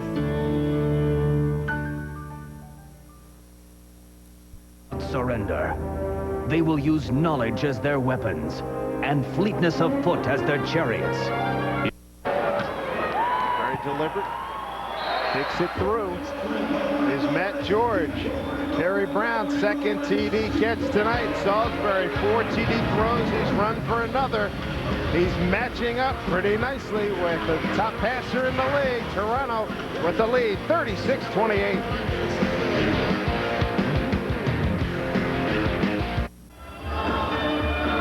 Mark Stout's club has put 2 straight scores on the board. 36-28 now. 8:46 to go, third quarter. Dave Sims and Charles Davis with you here at Air Canada Center in Toronto. Conley takes it off the nets. Got some room, and it's stacked up at about the 8-yard line. We talked to Mark Stout earlier this evening about what it has taken to beat New York twice this season. What has been the main ingredient? Yeah, I kind of wish I could tell you there was a secret ingredient, but no, it isn't. We've matched up well against them, and we've been able to control the Garcia-Swain duo and force them to have to beat us somewhere else. And fortunately for us and unfortunately for them, they haven't been able to do so. And that's kind of going to be our plan again tonight. We're going to try to control him and force them to have to win somewhere else. Well, so far, Swain's got 3 scores after a slow start. They get it to Conley. Conley has been the focal point because Swain has seen so much attention. And Conley's done a nice job. Yeah, and they've tried to contain Kevin Swain. It hasn't worked out 100% that way. Just, you know, they've tried. He's got three touchdowns receiving, but they'll give him as many touchdowns as possible as he needs to get, as long as they continue to lead on the scoreboard. Conley's got 6 catches this evening. Swain, we mentioned, has the 3 scores. Conley picked up 8 on that last one. Second down and 2 for the 18. Little sprint out. Going down the sideline. Doxson's there. 2 men there. And a penalty flag is thrown. Todd Doxson drew the double coverage from Ty Law. That was the double coverage by Del Lee and Michael Hicks. They think they're going to get them for never looking back for the ball, be like face guarding. Because, you know, those guys were just running, and by the time the receiver made a play, it was too late. Pass interference, defense number 2, 10-yard penalty from the previous spot, automatic first down. So they get Michael Hicks for that infraction. Ball's at the 21-yard line of Toronto. Wasn't that long ago here in the third quarter. Kick mark stop. First and 10, Dragons. Trying to watch it on the board. Yeah, he had good coverage in there. Doxson drilled by Hicks. But that will be good enough for first down. He got it to the 10. So it looks like, let's see, going to mark it just outside the 10. Picks up 11 yards on that play. And Dave, that was a nice tackle by Michael Hicks, number 2 from Toronto. Great wrap up, putting him on the ground. It was a nice coaching strategy by John Gregory because Michael Hicks just got the penalty. He's hoping that maybe he might have his head down, maybe not be in the game as much, might still be upset about the penalty. Go right back at him. Absolutely. New York floods the right side with Conley, Doxson, and Swain. They go to the third man, penalty flag, as Swain makes the catch and knocked down by Davidson at the 5. Looks like the umpire threw that one. The guy in the middle, don't know if he found a hold in there or somebody out of position and alignment defensively. It seemed to come after as the play went downfield, so.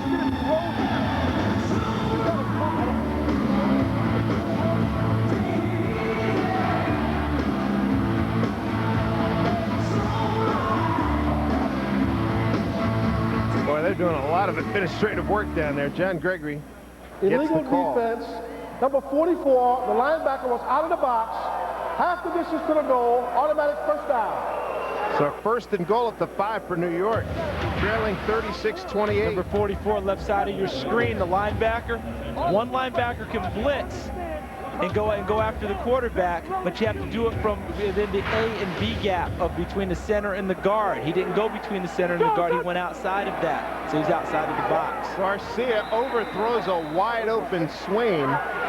They ran a crossing pattern in the back of the end zone. And they were talking about the box area. Let's take a good look at what we're talking about here. We'll check out the rules of the game here from the Arena Football League book. There's your box for your linebackers, and there's the box. The box is between the center and the 2 tackles. It would be 2 guards, the tight end and the guard. You have to stay in that area, in a 5-yard confined area, until the play is made. Then you can go and release and go make a play yourself. Got a touchdown for New York. Wide open was Todd Doxson. That was real easy. Almost looked like Toronto was caught unawares. Touchdown for Garcia. And it's 36-35 Toronto. It's almost the type of reaction you see after a quick huddle. You know, when a team runs a play and they just line up on the line of scrimmage and snap it quick and try and catch you unaware, as you just mentioned. But it really didn't happen. It's just that Todd Doxson came so free. I just wonder if a coverage was busted.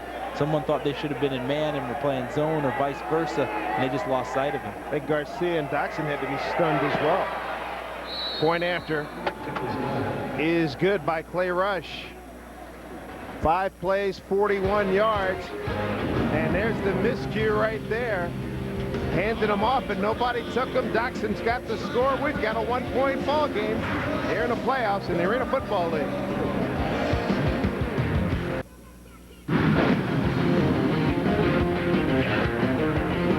Playoffs in the Arena Football League. New York against Toronto from Air Canada Center in Toronto. I'm Dave Sims and Charles Davis. What a game we have here. 36-35, 5:02 to go. Third quarter. New York kicking off. Charles, you made a great point during the break that New York needs to stop here after giving up 2 scores, consecutive scores, by the Toronto Ball Club. Yeah, by my count, they gave up 2 scores to end the half. You know, the last 2 drives of the half, so it's 4 straight possessions that New York, the Phantoms have scored on. Kick out of bounds on the kickers. Number 3. To come inside. I want Tampa. Let's go S drag, wing, corner, H post. First look at Todd Doxson, who just brought New York to within a point. And Garcia's 5th TD pass of the evening. Garcia's got 1 interception. Yeah, and a ball he was trying to throw away. And the net kept it in play. It turned it into an interception. Why not? Occasionally that'll happen in this league. Salisbury comes to the line, 10 of 22, a buck 25, 4 scores and 1 pick. Salisbury with time, hangs it high, got a man in the corner. What a catch! Touchdown!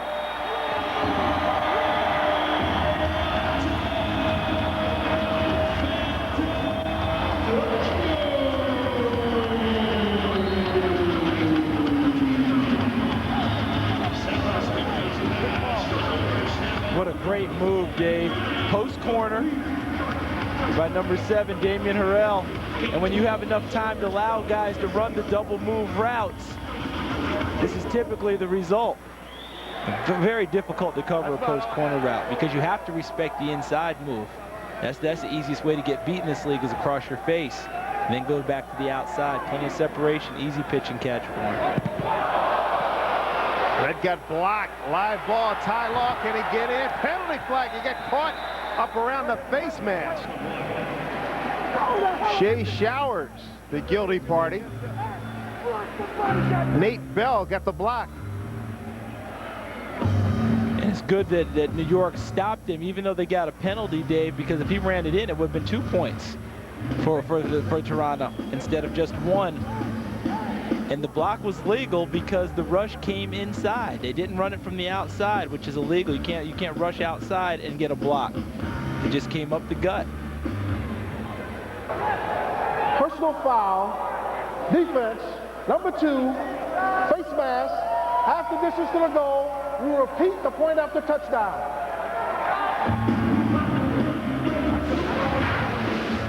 The inside thing was it number 60? Was it Corey Stone who got in there? It was one of the big guys. One of the big guys in the middle. Nate Bell. Nate Bell got in. Now Nate Bell's had a pretty good game. He's wreaked a little bit of havoc throughout the game. Shea Showers got caught for the face mask. So here's a chance to do it again. Sometimes coaches fake it here and try and get 2 since the ball's only on about the 1.5. They'll go for the kick. And it's true. By Matt George. While New York has had the best offense and one of the worst defenses in the Arena Football League, and Mark Stout in Toronto said, hey, we can match you score for score. Yeah, and that Toronto Phantoms offensive line once again comes through. Only gave up 8 sacks in the regular season. I don't think that New York has a sack today. Gave Salisbury plenty of time. Look at 7 coming at you. See him coming to the middle? What a great move. It comes back to the corner. Andre Goins lost him on the separation. Harold, great concentration. Watch him stick right there, stick, and then back to the corner. Boy, he sold that beautifully. Sold it beautifully because you have to respect that if you're the defensive back. That's the one thing they teach you. Don't get beat across your face. It's too easy of a throw. Direct throw. Make him throw it longer and hope. And that's all he could do was hope. Good throw by Salisbury.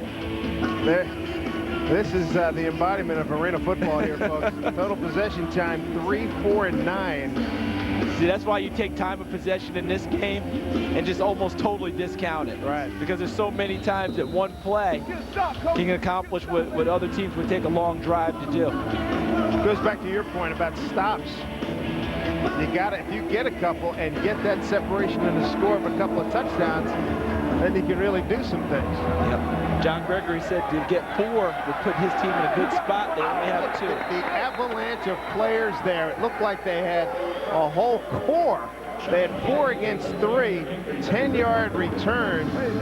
Sean King got blasted. Here's what New York has done tonight. Yeah, on defense, you see there, interception, that's a stop. Missed field goal, 2 stops. Then you see the fumble, that would be 3. But, you know, that's not enough for them right now. They need more because right now Toronto's scoring every time they get the ball. Every time. Yeah. And those possessions there were New York on offense. So the 3 stops would go to Toronto's credit. And that's why they're in the lead right now. Garcia to throw again. Hangs it down the sideline over the outside shoulder and out of bounds to Sean King.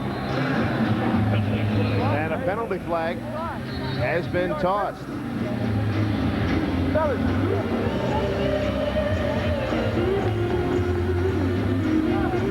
Toronto's got 3 big stops.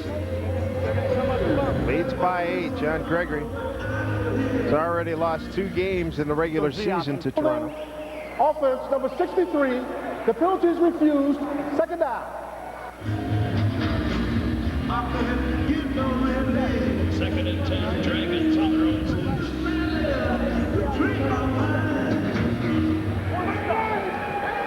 Clock running down, coming up on 3 minutes to go. Third Who do you think they're going to go to on second and 10? 43-35, Toronto over New York. Garcia got a man down there, broken up nicely by Lee. No penalty flags. Tried to get it to Swain. Del Lee came over and just broke that play up. I think Michael Hicks was also on the coverage. It looks like it appears that he took the brunt of the hit. Number 2, Michael Hicks from Toronto. See Swain running away. I think Lee's there. Oh, well, here's the problem for me, Dave. I'm a former defensive back.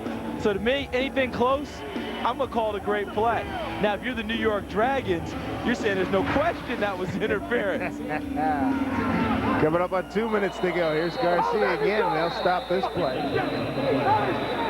And some offsides on this play.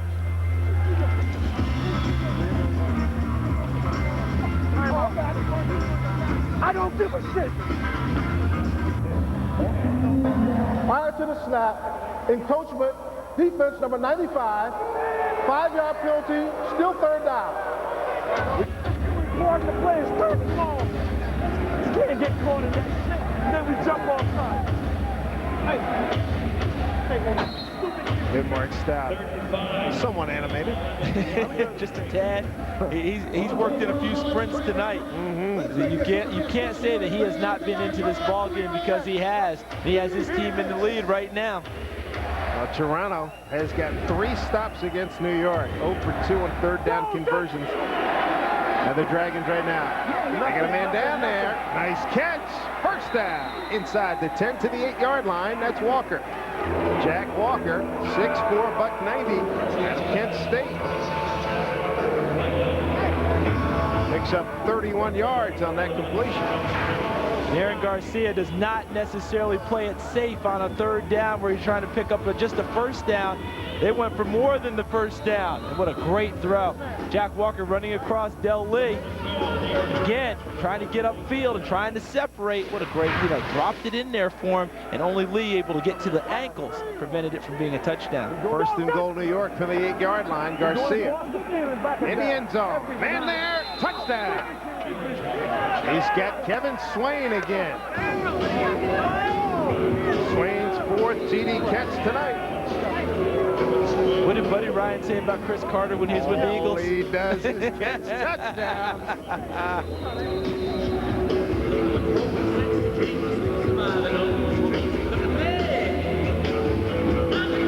Not a bad night for Kevin Swain. My goodness. I mean, 5 catches, 4 for touches. That's efficiency, the model of efficiency. Point after by Clay Rush. Can count it up. What a game. 43-42. From the backside view, Aaron Garcia getting plenty of time. Great blocking, had total sight, able to throw the football. He watched him all the way. Watched him the whole way. Didn't even have to look off because he beat Del Lee so easily going in the back of the end zone. One thing about it, and you might learn as you get near the goal line, who do you think Aaron Garcia is going to look for first? He's going to be first option, guaranteed. You know, and Mark Stout, his first playoff game as a head coach, has his team in the lead, has done an excellent job. And he is awfully animated, very upset right now with what's going on defense. Stop going down. It's 3rd and 10. At least look at me. I'm out in the middle of the field. It don't matter. Look at me. Jack Gregory hanging loose. Mark Stout talking to Edmund Jones, the defensive coordinator, defensive backfield coach.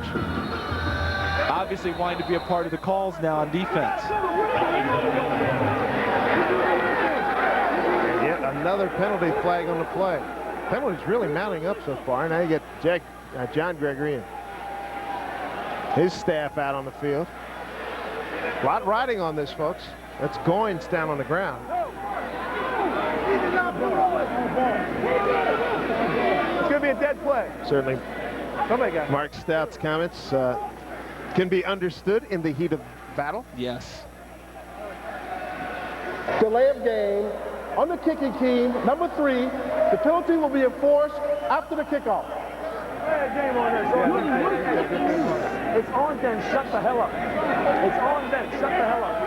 The referees had not given the signal to go ahead and kick. So what happens now? New York has an injured player out of it. That's not a good trade. And you know what else went wrong with it?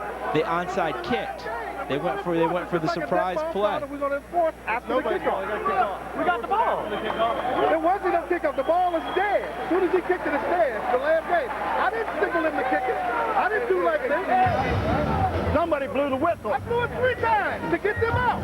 When I blow the whistle and I give a signal like that, that means kick the ball. That's just the whistle. He knows that. He's been doing it the whole game.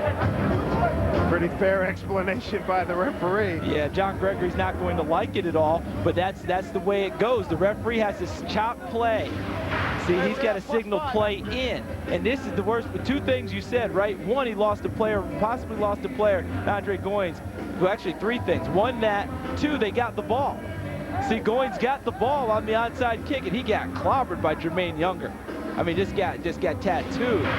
But now you wasted the element of surprise on your onside kick, and the ball wasn't even in play yet. And your defense has not done a real good job getting stops. Which is why he went for the onside kick, wanted to get the ball back and go on offense and try and get ahead of this game.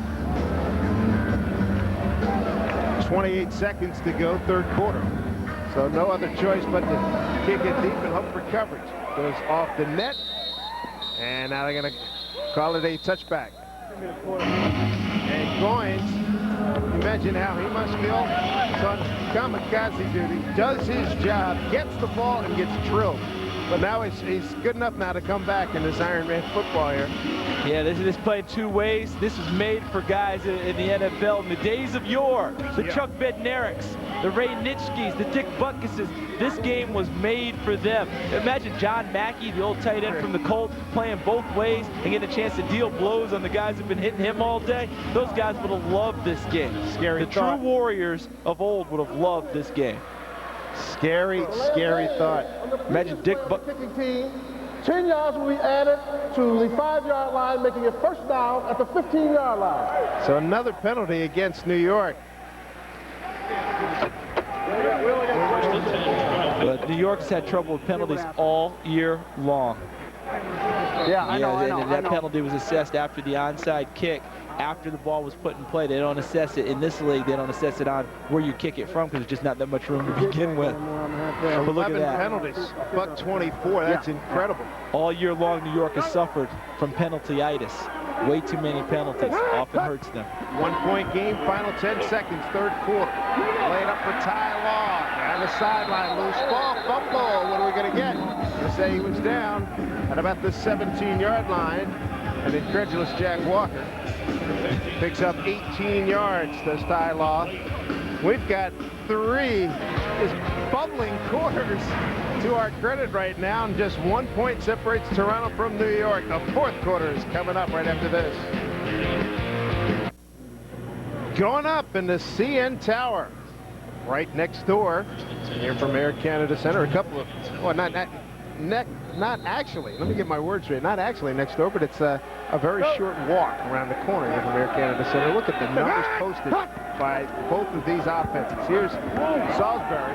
Got time. Throws it across field to the 10, to the 5. fighting his way out of bounds at the 2-yard line.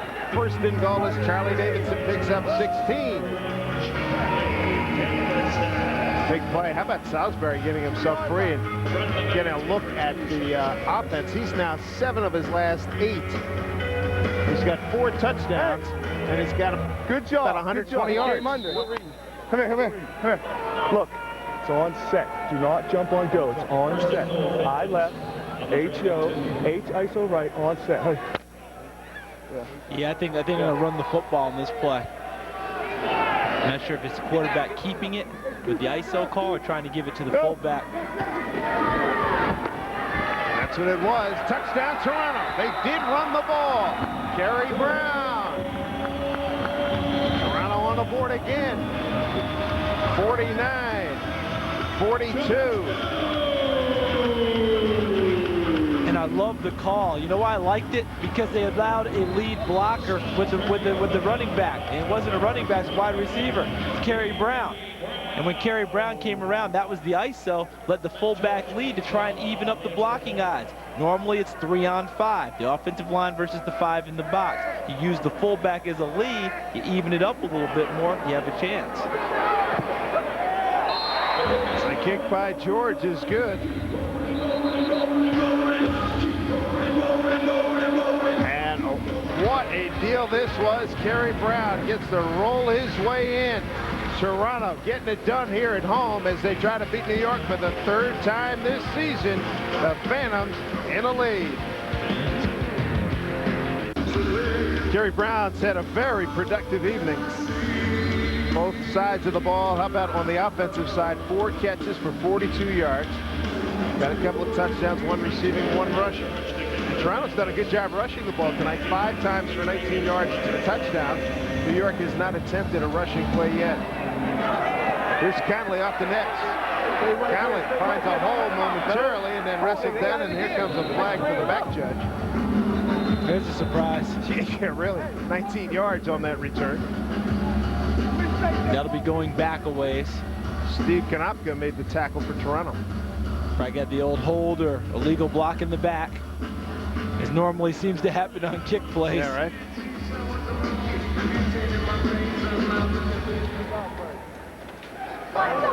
Illegal block in the back, above the waist, on the receiving team, number 18, half the distance to the goal from the spot of the foul, first down. But you have to really like what Toronto has done on kick coverage tonight, because New York had the number 2 team in kick return yardage in the regular season, averaging over 21 yards a return. Toronto's really bottled them up tonight, made them go the long field on after kick plays. Makes it tough, doesn't it? Yes, it does. You don't want to keep going the long way. Stop, man. Even with Aaron Garcia as your trigger man. From the 6-yard line, Garcia's got some time. Got a receiver. Conley gets hit hard by Lee at the 23-yard line. That'll be a first down. Picks up 16 on that play. Nice route by Leonard Conley. Takes the hit, secures the football. Del Lee with a nice tackle from behind. But Garcia, again, pinpoint, puts it right between the 2 and the 8 on Leonard Conley's shirt.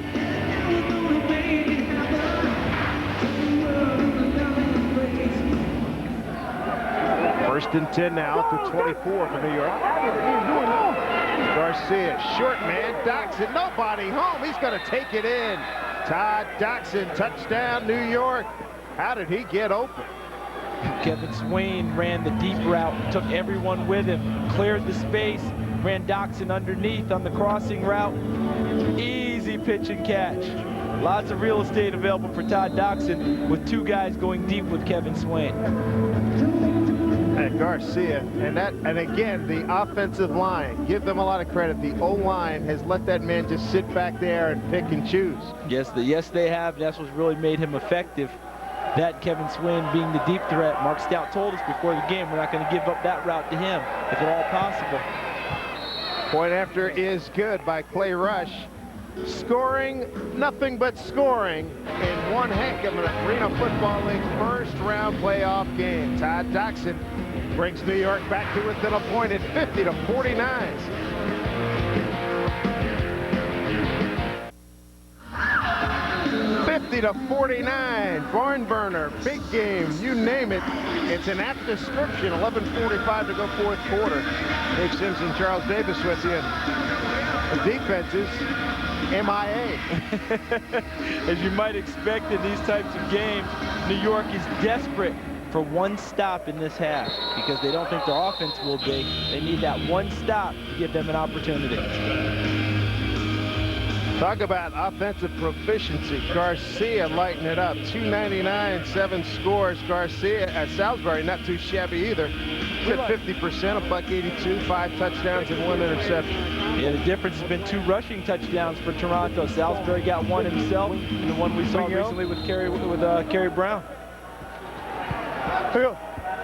Strong, face left. 50-49. Wing PC. Plenty of time as we run it down here in the fourth quarter.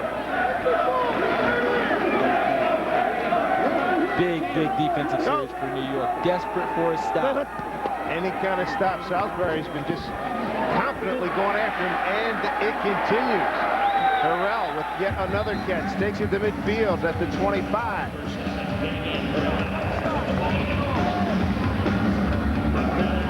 Come on, give it to me. Let's go. Gain of 20 yards on that. Let's go. A lot of time here, Charles. Plenty of time for Salisbury again. The offensive line never gets enough credit. We always talk about them when they give up a sack, don't we? Got to talk about them when they're doing a great job protecting the quarterback, and that's exactly what the Phantoms are doing tonight for Salisbury. Both offensive lines, you're right. Been remarkable. Guys almost throwing out of the rocking chair at times. They've taken a few hits along the way, but it hasn't been consistent pressure on either one of them. First down play. Underneath. Oh, they went for the pick. It might have been 6. Goins, who was injured earlier. If he holds on to that one, nobody has enough reaction time to make a stop on him. No, he takes it and goes. Very lucky to get away with that one because I think Salisbury locked on to Kerry Brown and never went anywhere else with the look. Backfire. Goins, if he catches it, you called it, Dave. It's gone because he has the crease. Here it is. Step under. Coaches always tell defensive backs, if you're going to go underneath for the ball, you better get the football. And Andre Goins at least got the football and knocked it down. Because if you miss and the ball goes to the receiver, he goes the other way for a touchdown. Even at this stage of your life, still have that nightmare of having the coach screaming at you? Oh, yeah. I mean, it's just a reality. I think, about 3 o'clock this morning, I jumped out of bed. Yeah, right? Remembered one Coach Majors had administered me at the Sun Bowl. Second down at Where's 10. my therapist? 25-yard line. Harrell is there again. One man to beat. He's in there. Touchdown.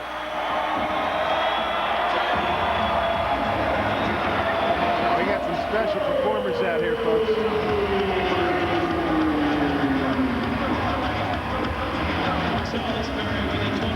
You may not have heard about number 7, Damian Harrell, prior to this game.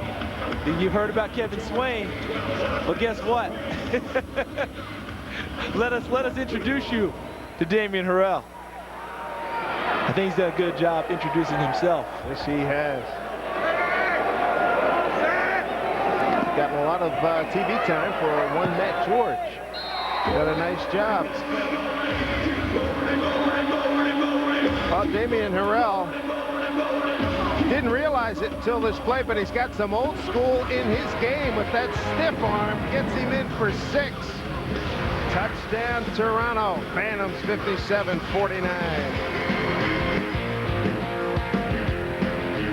Toronto 57-49. Phantoms over the Dragons. 8:53 to go here in the fourth quarter. Damian Harrell, his 3rd TD this half. Kickoff. Oh, man, he got all of that one over the net. Matt George fired up.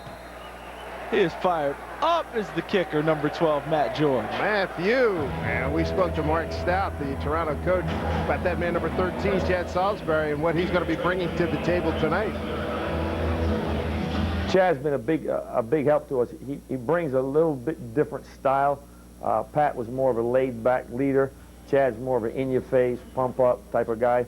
He's also more familiar with receivers, having been with us last year. And so his style has been the spark that has lit the fire for us, so to speak. And that, folks, has been an understatement. Quick release, Conley running. Fighting his way to the 17-yard line, picks up 11. And Mark Stout alluding to the fact that Chad Salisbury was the starting quarterback at the beginning of the season last year for the New England Seawolves, who are now the Toronto Phantom. He got hurt and missed the last 7 games of the year. Pat O'Hara came in, took the starting quarterback job in camp this year, but when he got hurt, Salisbury back into the fold. And I dare say that Pat O'Hara's going to have a tough time getting his job back with this guy now. Impressive.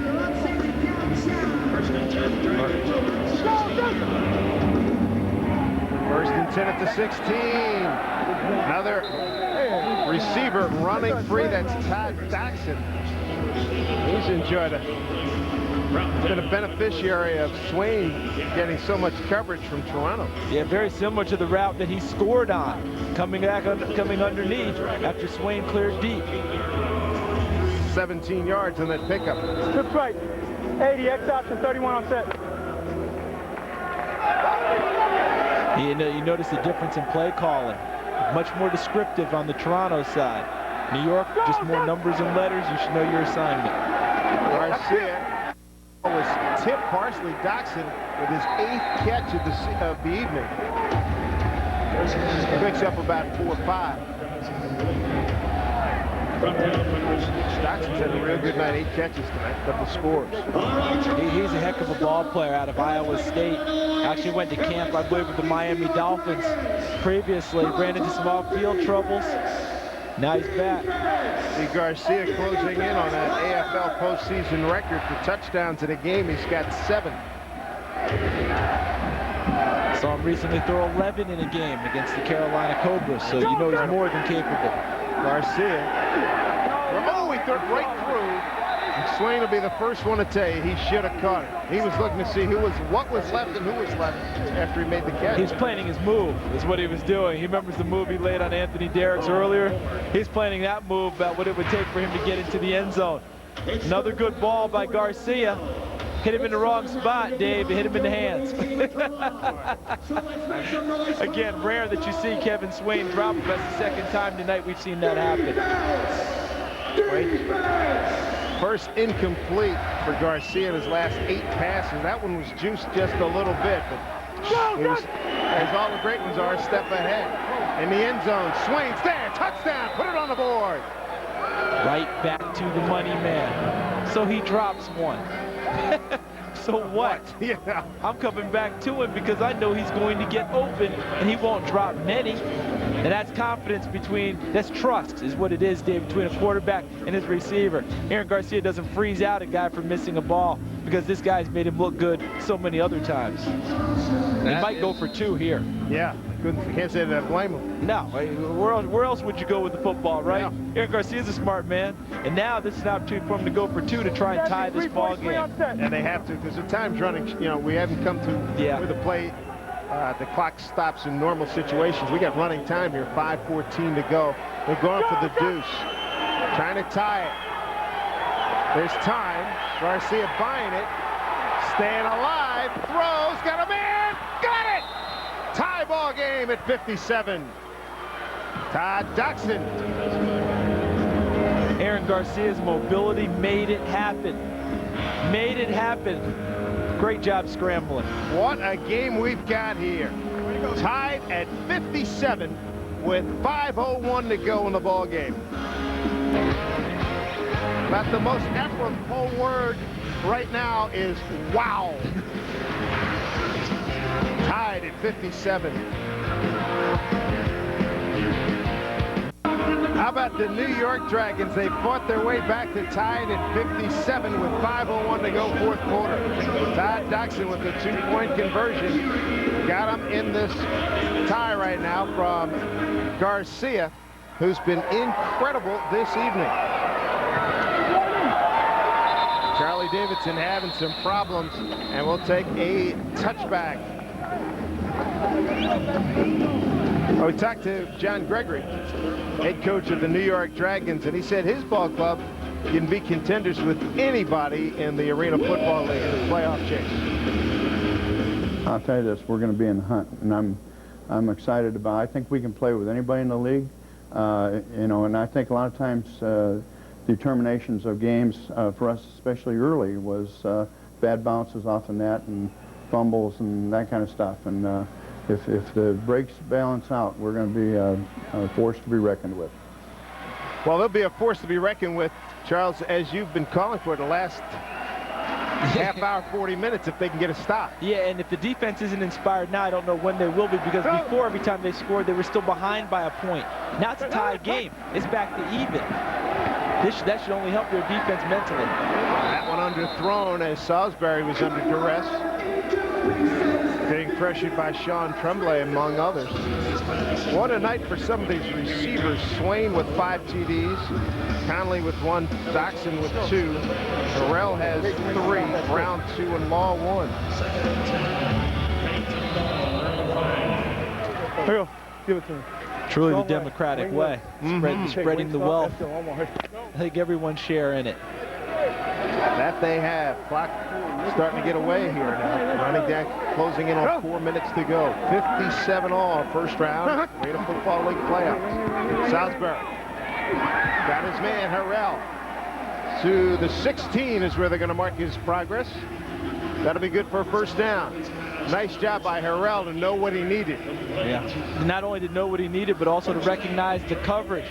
New York ran zone on that play. Harrell saw zone, went to the spot, just as you said, Dave, knew what he needed to pick up for the first down, got there and sat down in the zone, and Salisbury recognized it also, nailed him with the pass right away. 70 Kogo, wing drag, on 2. With Mark Stout. Go, hurry. What he comes up with on this call, the head coach also the offensive coordinator. First and 10 for Toronto at the 16. Here's time, throws, he's got Harrell. They're going to the money guy. Ankle breaking move himself. Another first down to the 19-yard line of New York. He turned Sean King around. That's a gain of 16. He made so many moves, he ran himself out of one, didn't he? Came underneath, and again, when you hit a guy underneath in stride, running away from defenders, it gives him a great opportunity to make a big play. Nice ball by Salisbury. See Harrell getting King, but then on the last move, he stumbled himself back into King's tackle. Still a great play by Damian Harrell. Clock at 2:46 and running.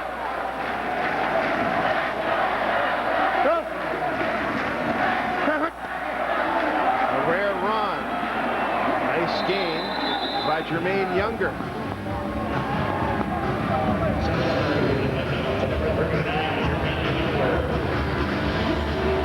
They're throwing big dogs rushing. Be about 6. Let's go. Bunch, wing, loop, sail, trail. Here we go. Come on. Strong, bunch left, wing loop, 370, wing, sail, trail, on 1. Hey. Look for somebody underneath there. Yeah, when you run that sail route, you're trying to clear out the territory deep, similar to what we've seen from New York tonight. Trying to throw underneath.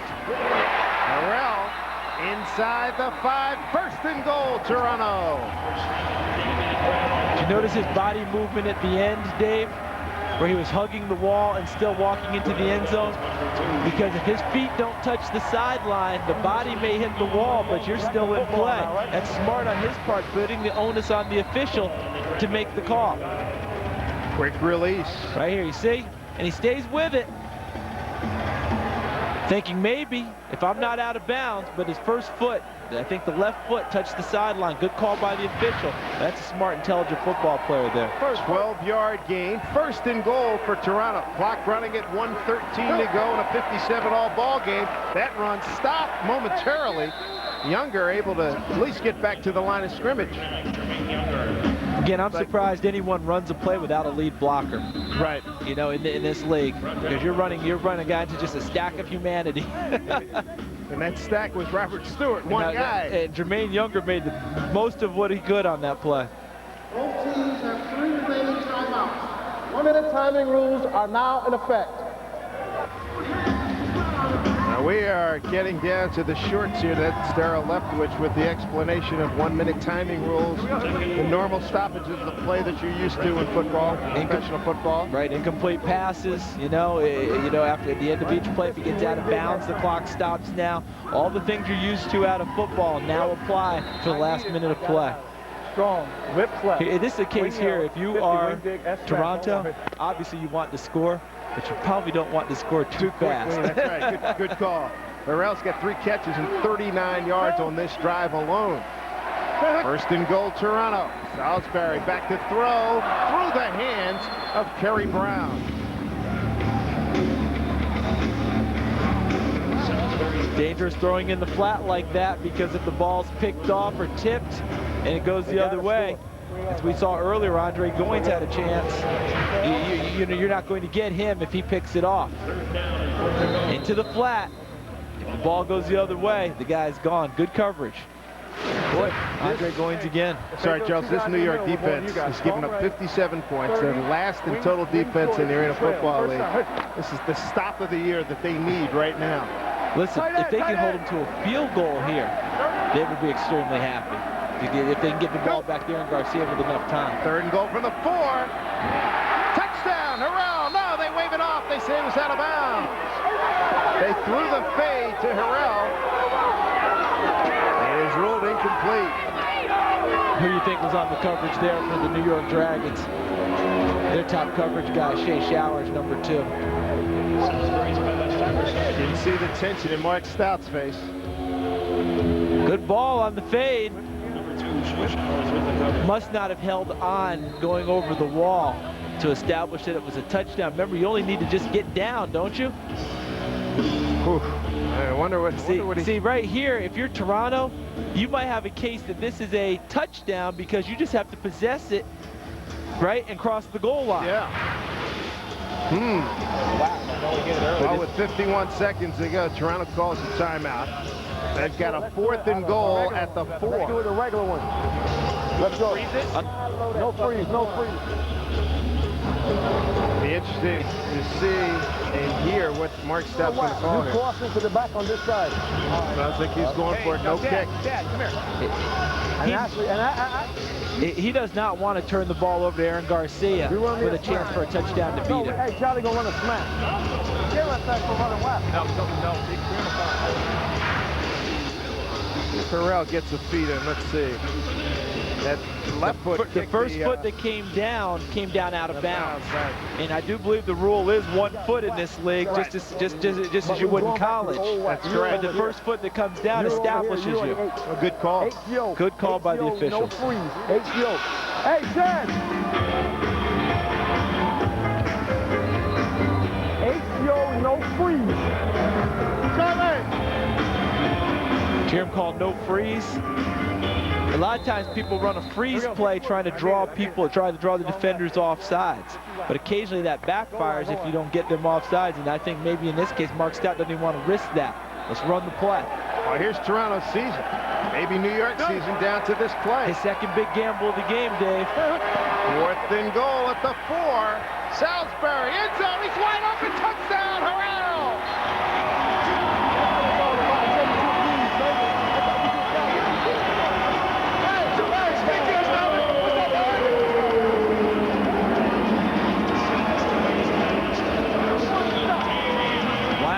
Mark Stout. He's got the guts, doesn't he?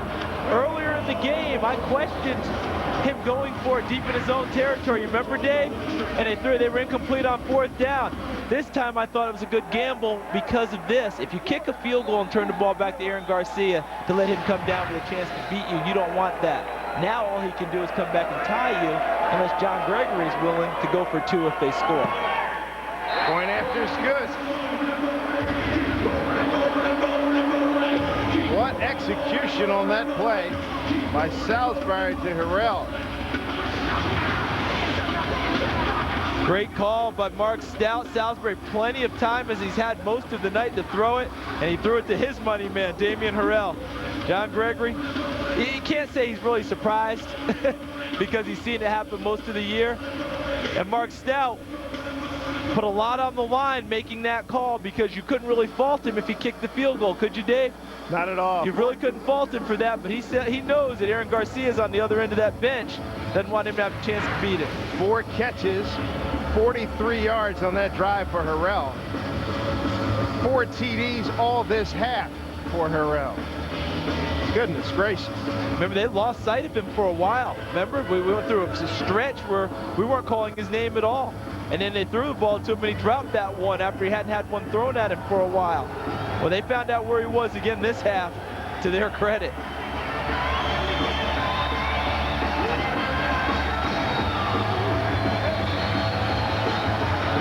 New York's average start of their drives have been at the 6-yard line. See, this is where they need that great kick return team they've had all year to come to the front without a penalty, perhaps, on a kick return. What are the odds of that happening? 45 seconds to go. Here's Matt George's kick. It'll go off the net. Conley from about 5 yards out. Oh, what a hit at the 6! Wow! Jason Walters almost decapitated him. Whoa. Ring the bell. All right, Toronto, it's time now to get up on your chairs and get on your feet. Jason Walters, a mid-season pickup. Didn't they get him in a trade with New Jersey? Brought him in from the Gladiators, and how happy is he to be playing in the playoffs? If he were still in New Jersey, he'd be at home watching this one.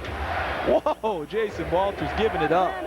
64-57, 43 seconds to go. The winner survives and advances. Garcia, King to the 11. Picks up about 5. How many times have we seen Aaron Garcia run this 1-minute drill? Many, many times. We saw him do it at the end of the half today. Mark Stout, head coach of Toronto, is not even seen down on the sideline.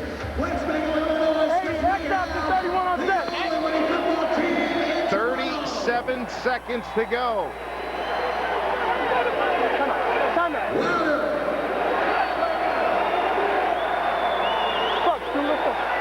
They stepped in to show who the tight end was. It's 98, Nate Bell. Garcia. Flush. Bell might be caught for the hold. Garcia downfield. Got a man! He's in the end zone. Touchdown, New York, but there is a penalty flag. I think that one's going to be coming back. I think Nate Bell executed a takedown, trying to block. Konopka got free and put pressure on Garcia. And Nate Bell got full hold of him. This one's almost certainly coming back.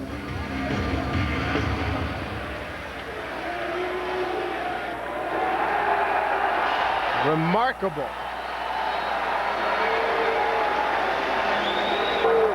Holding offense, number 98.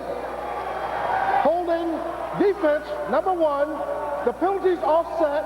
We'll repeat second down. Brother. Offsetting. How about that? 28 seconds to go. Look at the left side of your screen, folks. Nate Bell working on number 54, Konopka. Definite takedown right there. Easy call for the official. And here's in the secondary. Look at this one, Charlie Davidson.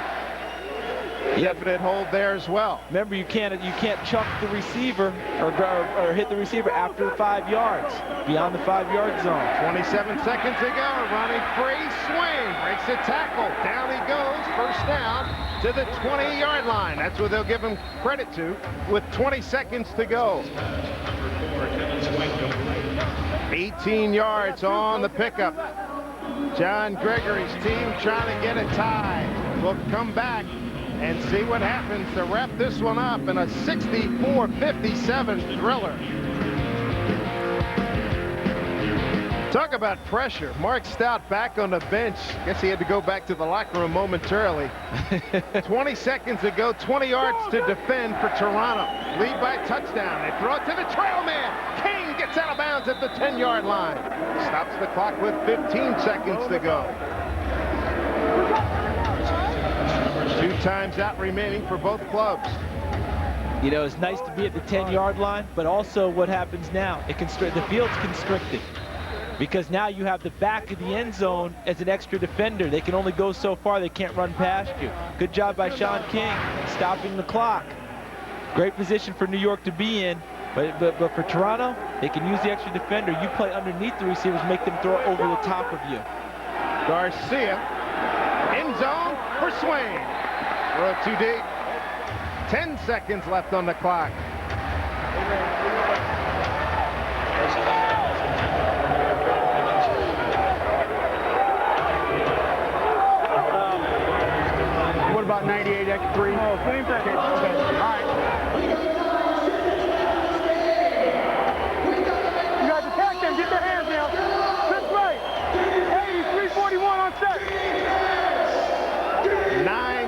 seconds to go. You heard him telling the guys to get their hands down. I mean, he wants them to chop them at the line of scrimmage so he has a better throwing lane.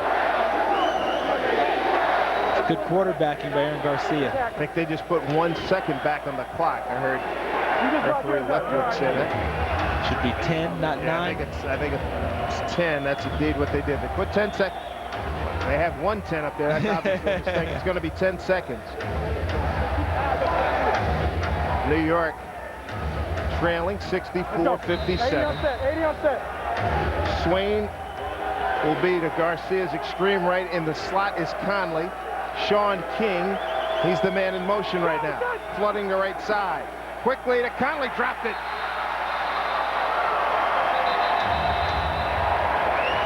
It's a route that has worked all game long because Leonard Conley's been underneath like that.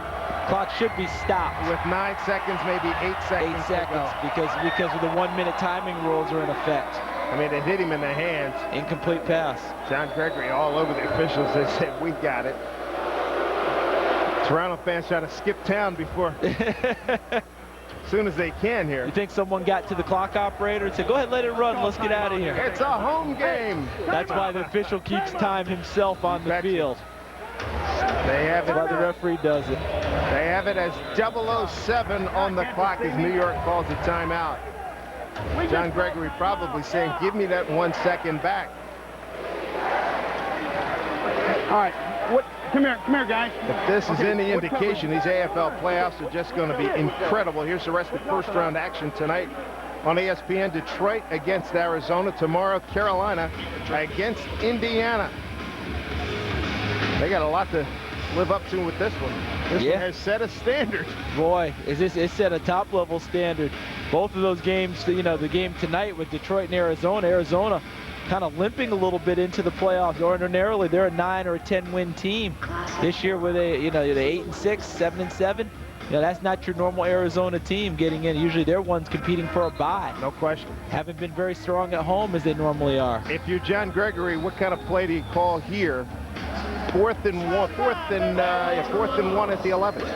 They tried to get the first down on a quick pop to Conley. I think you run your regular offense here because 7 seconds, you're not sure what's going to happen. You could end up running yourself out of time. And they definitely do not run the football. Absolutely not. Throw it in the end zone. Swain right, Conley in the slot. Here comes King. 4th and goal. Garcia throws, end zone. Man, it's incomplete. It's broken up. It's broken up by Del Lee with 1 second to go. There was a man back there, but Del Lee came in and broke it up. The 4th stop on defense of the game for the Toronto Phantoms. John Gregory said before the game, 4 stops puts you in a good position to win. It got done, but for the wrong team. Here's a look. You called it. Gone for King. He was there, but not enough air on it. Remember what I said before? You use the back of the end zone as an extra defender. You play underneath, make them throw over the top. It's a harder throw. It's exactly what Del Lee did. He played underneath. Aaron Garcia tried to loft it a little bit over the top. Couldn't quite get it there. Here's the final play, and that's going to do it.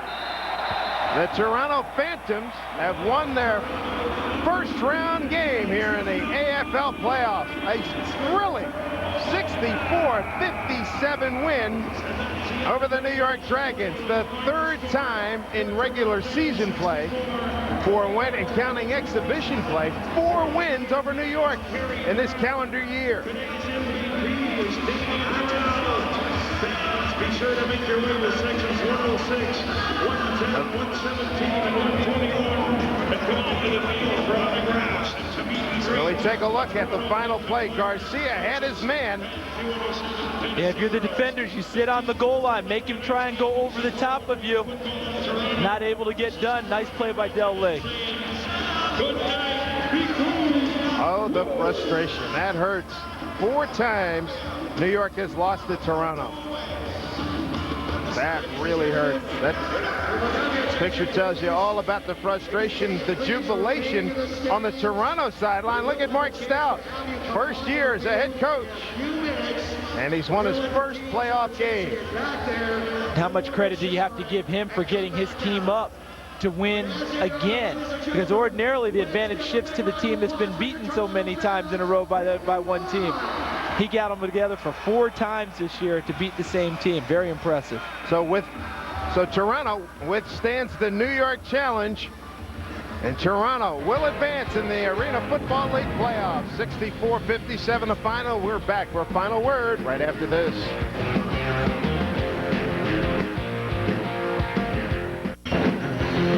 Arena Football on TNN is brought to you by Ford. The best-selling trucks are built Ford tough.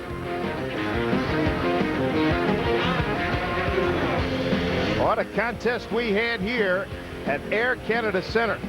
The Phantoms of Toronto outlast the New York Dragons by the final of 64-57.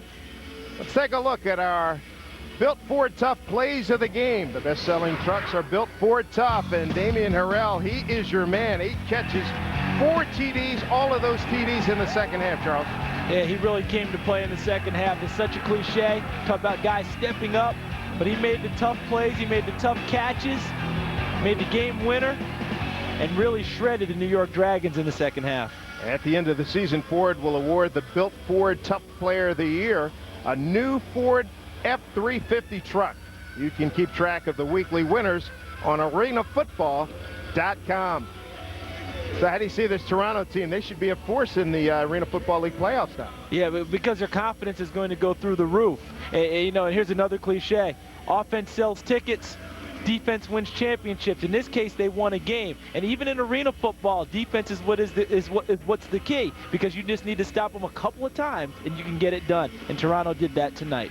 Charles, right on the money. Once again, the final score from Toronto. The Phantoms beat the New York Dragons 64-57. Don't forget, the Arena Football League playoffs on TNN continue next week on TNN with quarterfinal action Friday night at 8 Eastern and 8 Pacific, then Sunday at 4:30 Eastern and 1:30 Pacific. For Charles Davis, I'm Dave Sims. Thanks for joining us. This has been a presentation of the Arena Football League. Permission must be granted by the AFL for any reproduction or rebroadcast of this game. Good night from Canada, everybody.